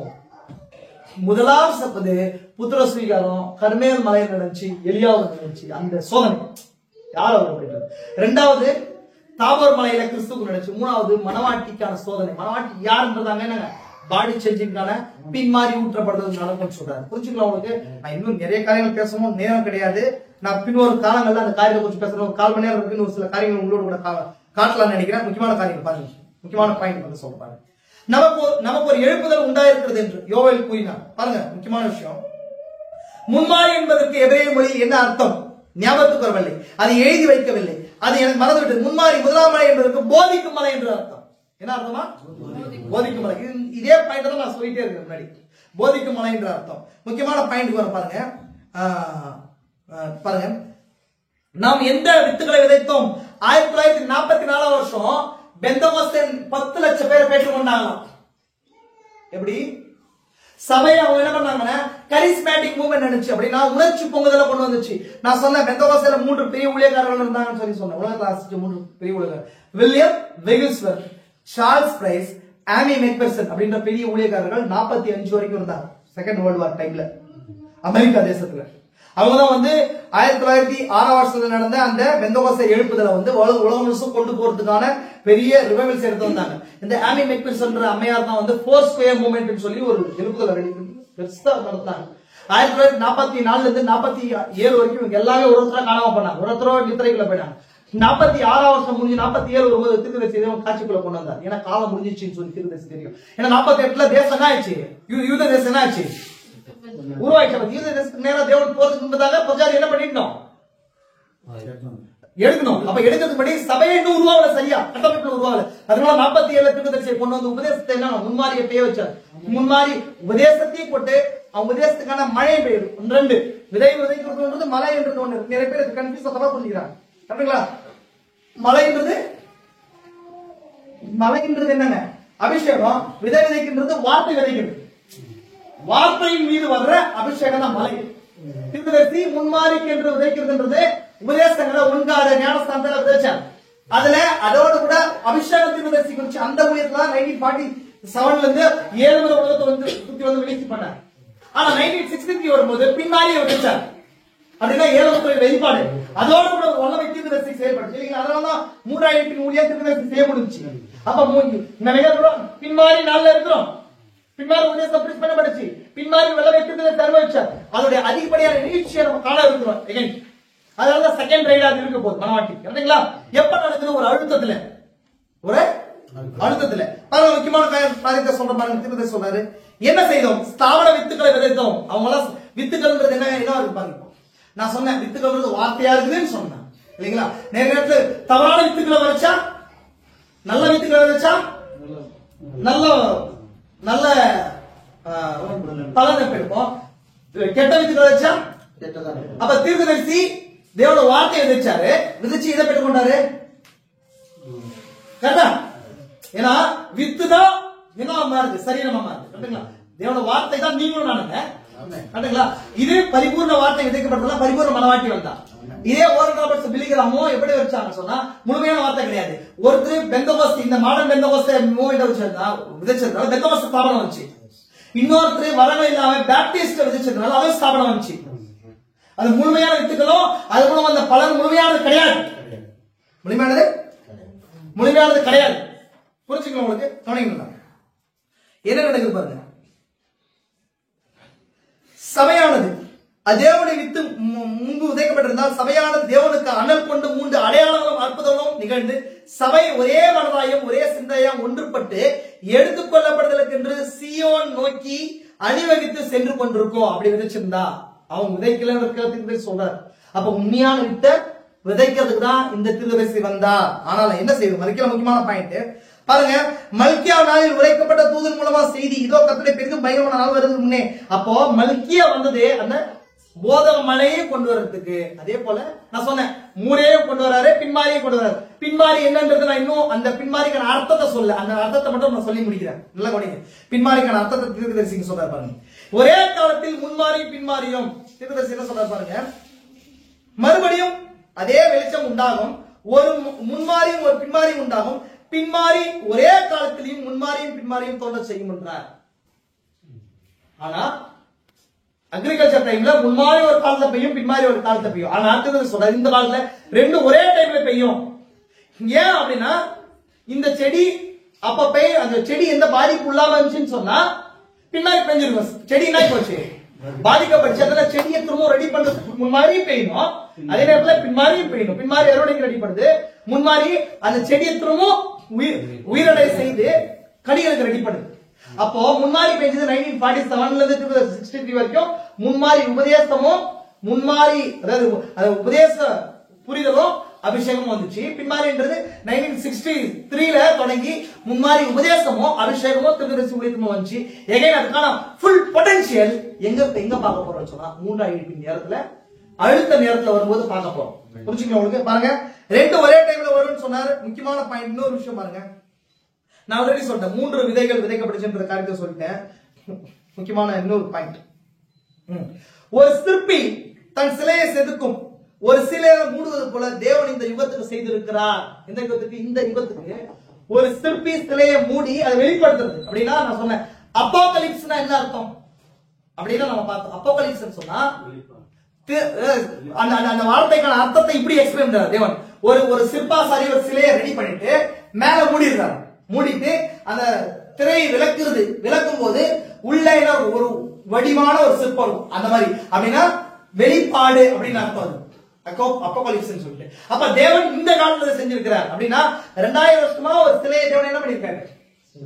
அது ஒரு மாஸ்டர் பீஸ், சிறந்த வெளிப்பாடு. அது மனவாட்டியா இருக்குது அப்படின்னா இயேசு கிறிஸ்து பற்றி வெளிப்பாடு. அந்த மனவாட்டிக்குள்ள இயேசு கிறிஸ்து எப்படி வந்து இயேசு கிறிஸ்து என்னவா இருக்கிறார்ன்றது.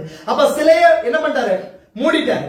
திரைக்கு பின்புதான் சிலை இருக்குது. இல்ல ஒரு நாள் வரும்போது சிலை திறக்கப்படும். சிலைக்கெல்லாம் ஒரு நாள் இருக்கும் இல்லையா? எல்லா நாளும் சிலை ஒரு அந்த இடத்துக்கு எடுத்து போய் வச்சு ஒரு பெரிய தலைவரை கூட்டு வந்து என்ன பண்ணுவாங்க? ஓபன் பண்ணுவாங்க. அந்த மாதிரி தேவன் இந்த யுகத்துக்கு செய்திருக்கிறார். பாருங்க, தேவன் யுகத்துக்கு செய்திருக்கிறார். அது மறைந்து இருக்கிறது. எதுங்க? வெளிப்படுத்தும் விசேஷம் தான். வெளிப்படுத்தும் விசேஷம் என்ன சொல்லப்படுதுன்னா இயேசு கிறிஸ்து பற்றி வெளிப்பாடு. Revelation of Lord Jesus Christ நம்ம படிக்கிறோம்ல, வெளிப்படுத்தும் விசேஷம் இருக்கு இல்லையா? தமிழ் அப்படி இங்கிலீஷ் அப்படி இருக்க நல்லா படிச்சு பாருங்க. ரெவலேஷன் ஆஃப் ஜீசஸ் கிரைஸ்ட் இருக்கும். இயேசு கிறிஸ்து பற்றி வெளிப்பாடுன்னு அர்த்தம். அதான் தீர்க்கதரிசி சொன்னாரு, அதுலதான் இயேசு கிறிஸ்து பற்றி அதிகமான வெளிப்பாடு இருக்குதான். பைபிள்ல பிசாசு இருக்கிற அதிகமான புத்தகம் எது? அப்புறம் ஆதியாகமம் வெளிப்பாடு. வெளிப்படுத்தும் விசேஷத்துல பிசாசு முடிவு காணப்படுது. அப்படியே அதே போல தன்னை பற்றி தேவன் அதிகமான வெளிப்பாடு வச்சு இயேசு கிறிஸ்து யாருன்றதா அது எல்லாமே. அப்ப தேவன் இந்த நாள்ல திரையை இயேசு கிறிஸ்து யாருன்றத என்ன பண்ணாரு? திரையை நீக்கிறார். பாருங்க, ஓகே. இவைகள் எல்லாம் மறைத்து வைக்கப்பட்ட காலத்துல வெளிப்பட வேண்டியதா இருக்கிறது. பின்மாறி காலத்தில் இவைகள் வெளிப்படுத்தப்படும் என்று வேதம் உரைக்கிறது. அப்ப பின்மாறி காலம் வந்திருக்கா இல்லையா? எங்க வந்துச்சு? இயேசு கிறிஸ்து வெளிப்பாடு முழுசா எங்க எப்போ ஓபன் ஆச்சு? 1963 ஓபன் ஆச்சு. அப்ப அந்த பின்மாறி காலம் அங்க ஸ்டார்ட் ஆயிருக்குது. அங்கதான் ஓபன் ஆச்சு. அதான் திரையை தேவன் என்ன பண்ணாரு? நீக்கினார். திரையை கீழ்ச்சி என்ன பண்ணாருங்க? இயேசுக்கு 7 முத்திரைகள் திறக்கும் போது அது வந்துச்சு. அப்போ அந்த இடத்துல பின்மாரிக்கான விதைகள் தூவப்படும் போது அதுக்கான ஒரு அபிஷேகம் இல்லையா வருது. அதான் சொல்றாரு பாருங்க, அது மறைக்கப்பட்டிருந்த விதமாக வேதம் அமைக்கப்பட்டிருக்கிறது.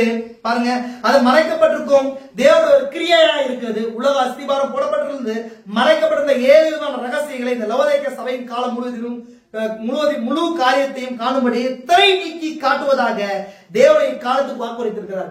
தேவனோட முழு வெளிப்பாடு 7 முத்திரை வெளிப்பாடு பின்மாரி காலத்துல திறக்கப்படும். பின்மாரி நேரத்தில் தான் முத்திரைகள் திறக்கப்பட்டிருக்கிறது இன்னைக்கு. ஏன்னா அதுதான் ஒரு அபிஷேகத்தை கொண்டு வர போது. அந்த அபிஷேகத்துல ஒரு பாட்டத்துக்கு என்ன பண்ணாரு? அனுபவிச்சார். பின்மாரி அபிஷேகத்தை மனவாட்டி அந்த அபிஷேகத்தை அனுபவிச்சுதான் எடுத்துக்கொள்ளப்படுறதுல என்ன பண்ண போறா? போறான். இன்னொரு பாயிண்ட் நான் சொல்லி நான் முடிக்க பாருங்க. திருதசி என்ன சொல்ற பாருங்க. பாருங்க, முன்மாரியான விதைகளை விதைத்து விட்டது சொல்றார் 163 பாருங்க. பின்மாரியானது பாருங்க, அவர் என்ன செய்ய முயற்சி கொண்டிருக்கிறார்கள்? அவர்கள் பின்மாரியை உற்பத்தி செய்ய முயற்சி செய்து கொண்டிருக்கிறார்கள். இதை உற்பத்தி செய்யறாங்களா? பின்மாரியை உற்பத்தி செய்ய முடியாது. பின்மாரி மலையை உற்பத்தி என்ன பண்ண முடியாது. பின்மாரி மலைகளை உதைக்கணும், வார்த்தைகளை கொண்டு வரணும். அதான் 7 முத்திரைகள் வெளிப்பாடுதான் வல்லமையை கொண்டு வரணும். எடுத்துக்கொள்ளப்படுற விசுவாசம் எதுல இருக்குது? 7 இடிமுழக்கங்கள் இருக்குது. இடிமுழக்கம் தான் விசுவாசத்தை கொண்டு வரும். விசுவாசத்தை தேவனத்தில் இடம் கொண்டு வருது. இப்ப அந்த பெண்ணுடைய விசுவாசம் தான் அந்த அவர் தொடும் போது எதை கொண்டு வந்துச்சு? வெளியே வல்லமையை கொண்டு வந்துச்சு. எப்படிங்களா? அப்போ தேவன் ஒரு காரியம் வெளிப்படுத்தப்படாம 7 முத்திரைகள் வெளிப்படுத்தப்படாம வார்த்தை வெளிப்படுத்தப்படாம விசுவாசம் வராது. விசுவாசம் வராம அந்த பின்மாரி மலையாகிய வல்லமை வராது. அதற்கான வேலையை தான் 1963 பின்மாரி காலம் ஸ்டார்ட் ஆச்சு. அந்த காலம் வரும்போது தேவன் தீர்க்கதரிசி மூலமா பின்மாரிக்கு நான் விதைக்கிறாரு. அதுலதான் என்ன இருக்குது? பின்மாரிக்கான வல்லமை இருக்குது. விசுவாசிக்கும் போது தீர்க்கதரிசி சொல்றாரு, முன்மாரியானது விதைகளை விதைத்து விட்டது. விதைகள் விதைக்கப்பட்டது அங்கதான் 1947 இருந்து. ஆனால் பின்மாரியானது உலகத்தை அறுவடை செய்யுமே. உலகத்தை என்ன பண்ணுவது? அறுவடை செய்யுமே. சகோதரனே, பின்மாரி மலையானது ஒரு இணைப்பை கொண்டு வரும் மலையா இருக்கிறது. நான் தான் சொன்னேன், பின்மாரி என்ன பண்ணுது? இணைப்பை கொண்டு வரும். சரி, பின்மாரி எப்படி இணைப்பை கொண்டு வரும்? கர்த்தர் தாமே ஆரவாரத்தோடும் பிரதானத்துடைய சத்தத்தோடும் தேவ காலத்தோடும். இப்போ 1 தெசலோனிக்கேயர் 4 சொல்லப்படுது 3 விஷயம் இருக்குது. ஆரவாரம், பிரதானத்துடைய சத்தம், தேவ காலம். இது ஒரு செகண்ட்ல நடக்குதா? இல்ல, 3 ப்ராசஸ் நமக்கு தெரியும். ஸ்தாபனம் படிக்கும் போது ஒரே செகண்ட்ல நடக்கதான் படிக்கிறாங்க. 6 வாரம் வருது, பிரதானத்துடைய ஒரு தூதன் வந்து கத்துவாரு, ஏக்காலம் ஊதுவாங்க. அப்படி கிடையாது. 3 காரியம் சொல்லி தீர்க்கதரிசி இது எதை எக்ஸ்பிளைன் பண்றாரு? எடுத்துக்கொள்ளப்படுற செய்தியை எக்ஸ்பிளைன் பண்றாரு. நான் எல்லாம் எக்ஸ்பிளைன் பண்ணிருக்கேன் செய்தியில, யூடியூப்ல பாருங்க. 6 வாரம்ன்றது ஒரு கூட்ட ஜனங்கள் என்ன பண்ணுங்க? ஒன்று சேர்க்கும். அப்போ எங்க நடந்துச்சு? கர்த்தர் தாமே ஆராதத்தோட 1963 இறங்க வரும்போது அந்த கர்த்தருடைய வருகை தான் ஜனங்களை என்ன பண்ணுவது? ஒண்ணு சேர்க்குது. இப்ப இங்க சொல்றதோட பொழுதுதான் பின்மாரி மலையானது ஒரு இணைப்பை கொண்டு வரும். என்ன கொண்டு வரும்? இந்த 6 வார செய்தி தான் இணைப்பை கொண்டு வருது அப்படின்னு சொன்னா அங்கதான் பின்மாரியானது ஸ்டார்ட் ஆயிருக்குது.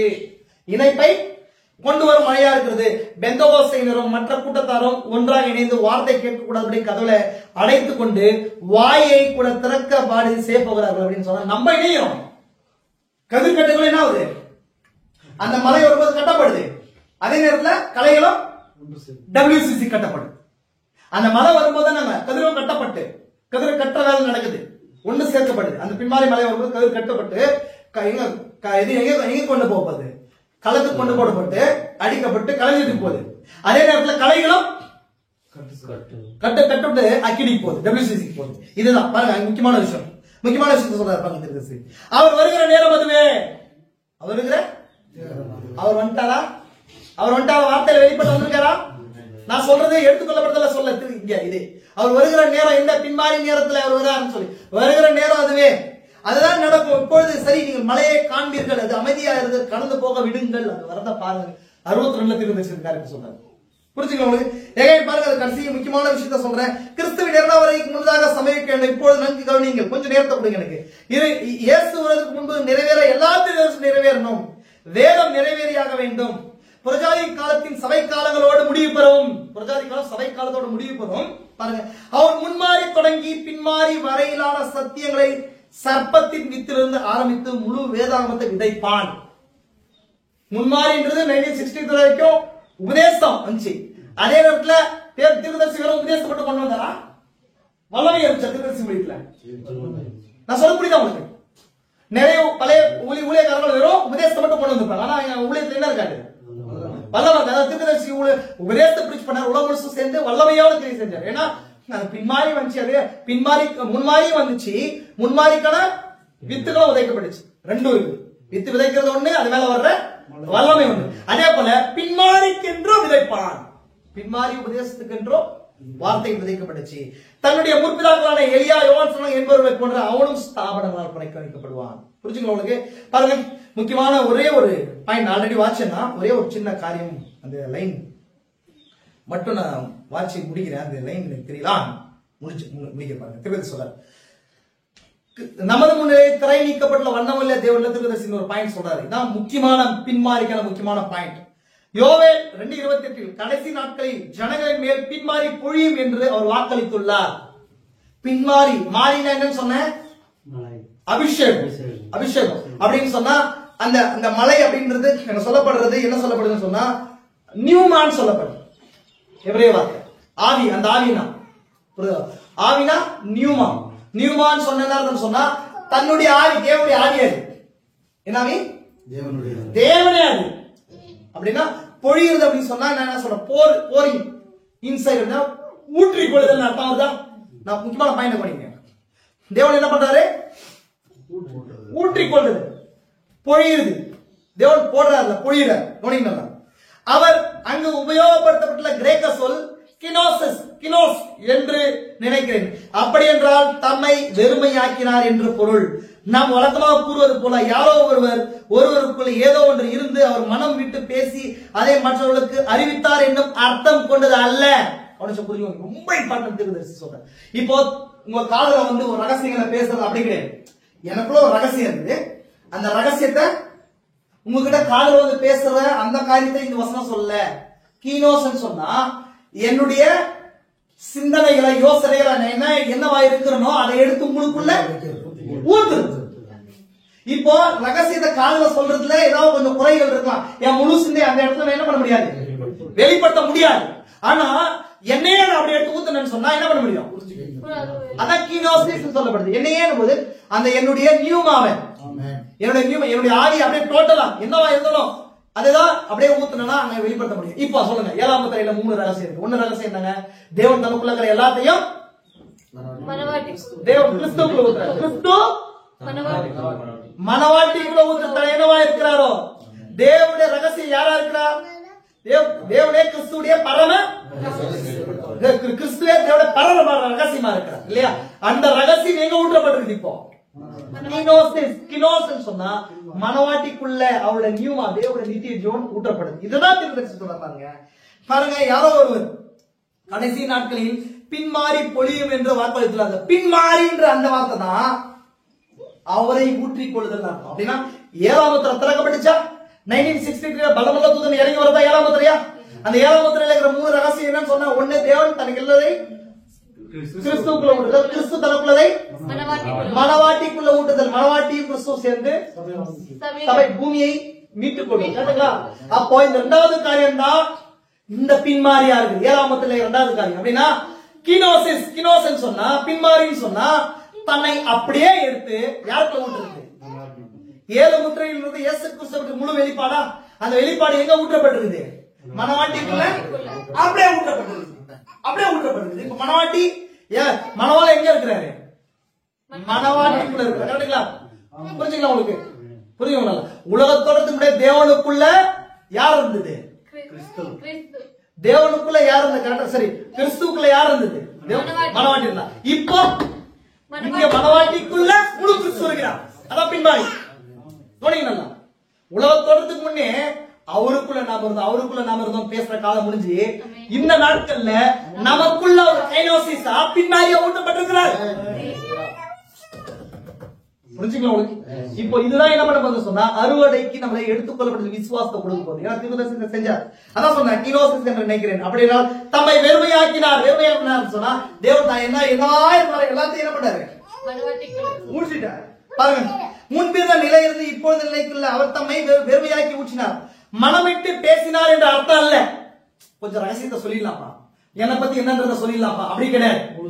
தன்னை முழுசா என்ன பண்றாரு?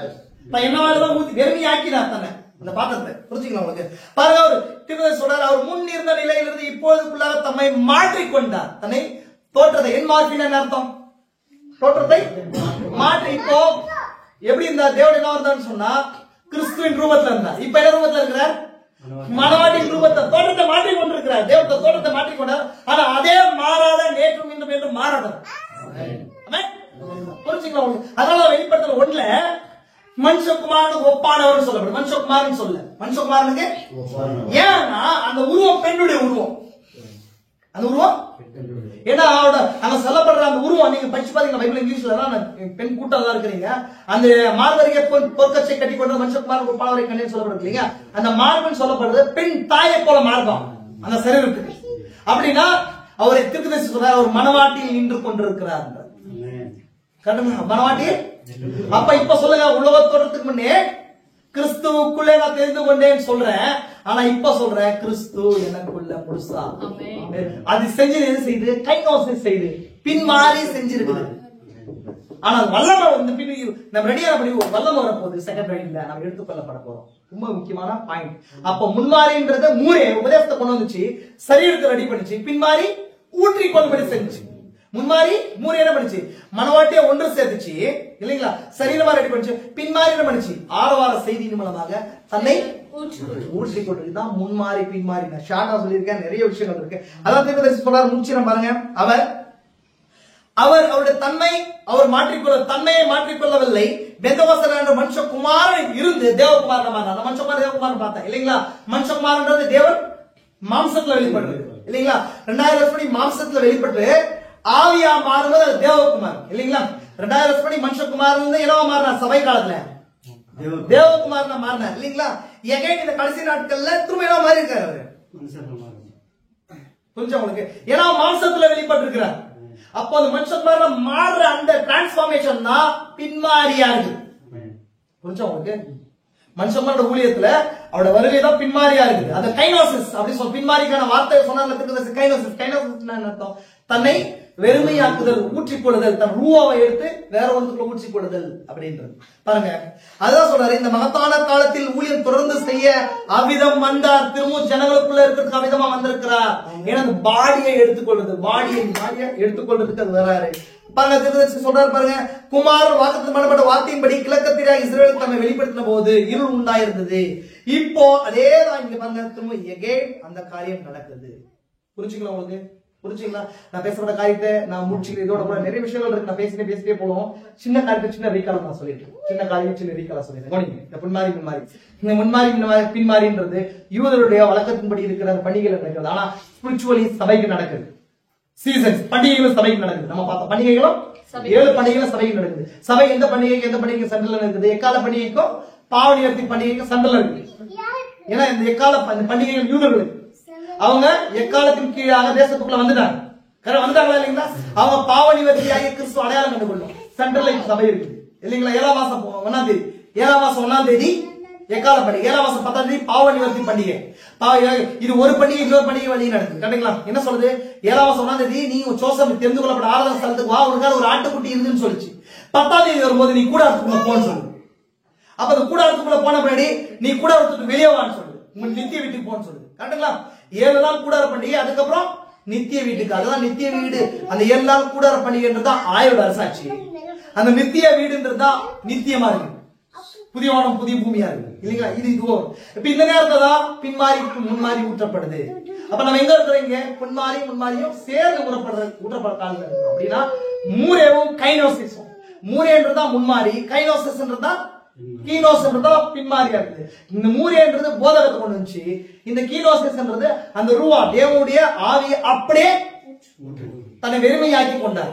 இப்ப அதுதான் நமக்கு பாடி சேஞ்சிங்கா மனவாட்டி கொடுக்குது. அப்ப பின்மாறி மின்மாறியும் சேர்ந்து வரும்னு சொன்னாரு. புரிஞ்சுங்களா? அப்ப இது மேஜரா உபதேச கட்டமைப்பு. உங்களுக்கு இது புரிஞ்சிருக்குன்னு நினைக்கிறேன்.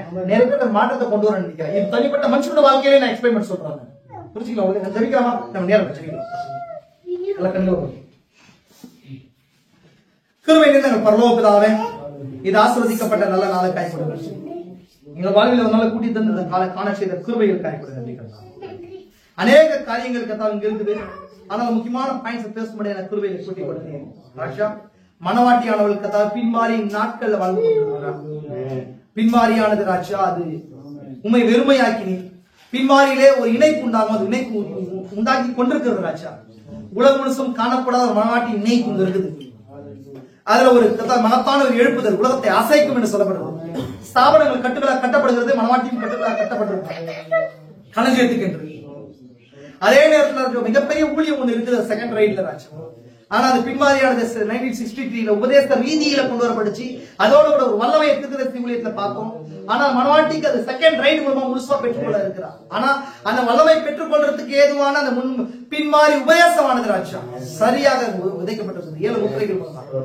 ஏனென்றால் அவர் தம்மை இந்த பின்மாறி நாட்கள்ல தன்னை கத்தாவே வெளிப்படுத்தி இருக்கிறார். முழுசா திரைச்சீலையை நீக்கி வெளிப்படுத்தி இருக்கிறார். அதான் பின்மாறியா இருக்கிறது பார்த்தோம். அதே போல கீனோஸ் தன்னை ஊற்றி கொண்டிருக்கிறார் மனவாட்டிக்குள்ளாக. உலக தோற்றத்துக்கு முன்பதாக கிறிஸ்துவுக்குள்ள மனவாட்டி. ஆனா இந்த நாட்களை பின்னான நாட்கள்ல மனவாட்டிக்குள்ளாய் கிறிஸ்துவ இருக்கிறார். தன்னை முழுசுமா தான் என்னவா இருந்தாரோ பூமியில இருந்த நாட்கள்ல மனுஷகுமாரனா இருக்கும்போது என்ன செய்தாரோ தேவகுமாரன் நாட்களை நல்ல ராஜா மீண்டும் மனுஷகுமாரன் நாட்கள் வந்திருக்கிறோம். இது மனுஷகுமாரோட வெளிப்படுத்தல் அல்ல, இது மனுஷகுமாரோட வருகையா இருக்கு. அந்த வருகைக்காக வருகையின் நேரத்தில் இருக்கிறோம். வருகையின் தொடங்கி எடுத்துக்கொள்ளப்படல முடிவடைப்போம். அதுக்கேற்ற உபதேச ரீதியான கருத்துக்களை கொடுத்திருக்கிறார். இந்த நேரத்தில் விசேஷமாய் ராஜா நாங்கள் விசேஷமான காரியங்களுக்காக ஜெப பொருத்தனைகளை கொண்டு வருவோம். விசேஷமாய் நாங்கள் எங்களை தலைமையிட்ட தாழ்த்துக்கிறோம்.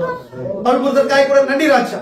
இந்த சபையாய் நாங்கள் அவருக்காக நாங்கள் ஜெபத்தை கொண்டு வருகிறோம். இன்னுமாய் கர்த்தாவே இந்த சோதனையின் நேரங்களில் ஜெயிக்கிறதுக்கான அந்த வெளிப்பாடுகளை கூட்டிக் கொடுக்கிறார். ஜெயம் கொள்ளுதல் என்பது பிசாசின் தந்திரங்களை அடையாளம் கண்டு கொள்வது என்று பார்க்கிறோம். விசேஷமாய் மகனுக்குள்ளாய் கர்த்தாவே இருக்கிற எல்லா விதமான பலவீனத்தின் ஆவிகள், சோர்வின் ஆவிகள், அசதியின் ஆவிகள், அந்த குடும்பத்தை பிடித்திருக்கிற எல்லா சாபக்கட்டுகள் இயேசு கிறிஸ்துவின் நாமத்தினால் சபையாராகிய நாங்கள் மனவாட்டியின் அதிகாரத்தால் ஜெயம் எடுக்கிறோம். மகனுக்குள்ள எல்லா சரீரங்கள் சீரடை நீரே ஸ்டெம் செல் ஆயிருந்த மகனுடைய எல்லா விதமான காரியங்கள் சீர்படுத்தும்.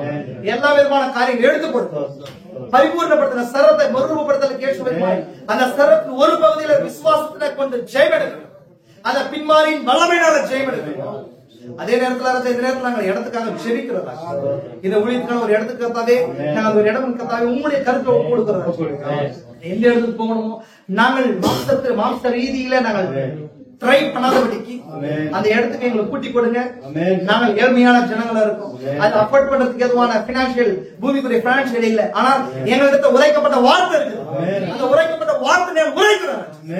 சரியான ஒரு இடத்தை கூட்டி கொடுங்க. அதே போல வந்த பிள்ளைகளுக்காக நன்றி ராஜா. குடும்பமா பேர் ஆசீர்வதிங்க. அப்பா சகோதரன் கத்தாவை கூட நன்றி. தானியலுக்காக கூட நன்றி. வந்திருக்கிற மாவட்ட பகுதியில் இருக்கிற பிள்ளைகளுக்காக கூட நன்றி ராஜா. என்னுடைய யாருக்கும் கருத்துல ஒப்படைக்கிறோம். அடியனுக்கு கத்தாவை தலைமையில தாழ்த்துக்கிறோம். இந்த ஊழியர் கத்தாவை ஒரு சிறு கூட்டமாய் தாழ்வையில் சிறு கூட்டத்துக்குள்ளே நடக்குது. இடத்துல பணமோ பேரோ புகழோ பெருசா இல்ல ராஜா. ஆனாலும் ராஜா நீர் எங்களுக்குள்ளாய் வார்த்தையில வெளிப்பட்டுக் கொண்டிருக்கிறீர், நீர் எங்களோடு கூட இருக்கிறீர் என்பதை எங்களை உறுதிப்படுத்துகிறீர். அதற்காக கூட நன்றி ராஜா. அது பின்மாறி எழுப்புதலானது எங்களுக்குள்ளாய் வார்த்தையின் வடிவில் வந்திருக்கிறது. ஒரு நாள் வல்லமையா இந்த டைனமிக் பவராக வந்து சபையான எடுத்துக்கொள்ளப்படும். அதை நாங்கள் காண இருக்கிறோம். பலப்படுத்துங்க, காணும் பெரிய காரியம் செய்ய. பின்மாரியும் முன்மாரியும் ஒன்று சேர்ந்த நேரத்துல இருக்கும். அந்த மனவாட்டி வித்தை கதை உயிரிட செய்து இந்த நேரத்துல கதை பலனை கொடுக்க வல்லதாய் நான் களஞ்சியத்துக்கு போகிற நேரத்துல இருக்கும். தேசம் விழித்திருந்திருக்கிறது, யுத்தம் நடந்து கொண்டிருக்கிறது. கத்தாவே எல்லா நேரத்திலையும் மனவாட்டியானால் போக ஆயத்தமா இருக்கிறார். எங்கள் நாங்கள் இன்னுமா தூங்கிக் கொண்டு இருக்காதபடிக்கு வாலிப பிள்ளைகளும் பெரியவர்களும் சிறியவர்களும் உங்களுடைய கடைசி நாட்களே மாம்சமான யாவர் மேலும் ஆவியை ஊற்றுங்க. உங்களுடைய ரூவாவை ஊற்றுங்க, உங்களுடைய ரூவாவை ஊற்றுங்க. நீ உண்மை நீர் கத்தாவே நீர் தோற்றத்தை மாற்றிக் கொள்ளுகிறார். நீ உண்மை வெறுமையாக்கிக் கொண்டு எங்களுக்குள்ள ஊற்றிக் கொள்ளுங்க. இந்த சரத்தை பயன்படுத்திக் கொள்ளுங்க. நீ 2000 வருஷப்படி என்ன ஒரு சரத்துல மாம்சமான சரத்துல என்ன செய்தீரோ இந்த சரத்துல ஈசிஎஃப்ல இருக்கிற ஒரு கூட்டத்திலும் உலகம் முழுக்க இருக்கிற மனவாட்டியின் கூட்டத்துல செய்யுங்க. பிசாசு கத்தாவே எங்களுடைய நோக்கத்தை மாற்றாதபடிக்கு உங்களுடைய வார்த்தை வெளிப்பாடுகள் நிரப்பி இருக்கிறீர்கள். சகோதரிகளுக்காய் நன்றி, குடும்ப கத்தாவே மனைவிமார்களுக்காய் நன்றி, வாலிப பிள்ளைகளுக்காக நன்றி. நேரம் முடிந்து கொண்டிருக்கிறத உணர கிருபை செய்யுங்க, பலப்படுத்துங்க, ஆசீர்வதிங்க. கர்த்தராகிய இயேசு கிறிஸ்துவின் நாமத்தால் உலகம் இருக்கிற ஒவ்வொரு மனவாட்டிக்காக சரணத்தில் வருகிறேன். அவருடைய கர்த்தராகிய இயேசு கிறிஸ்து நாமத்தில் உங்களுடைய ஆசீர்வாதம் தங்கி தாவ இயேசு கிறிஸ்துவின் பரிசுத்த நாமத்திலே ஆமென்.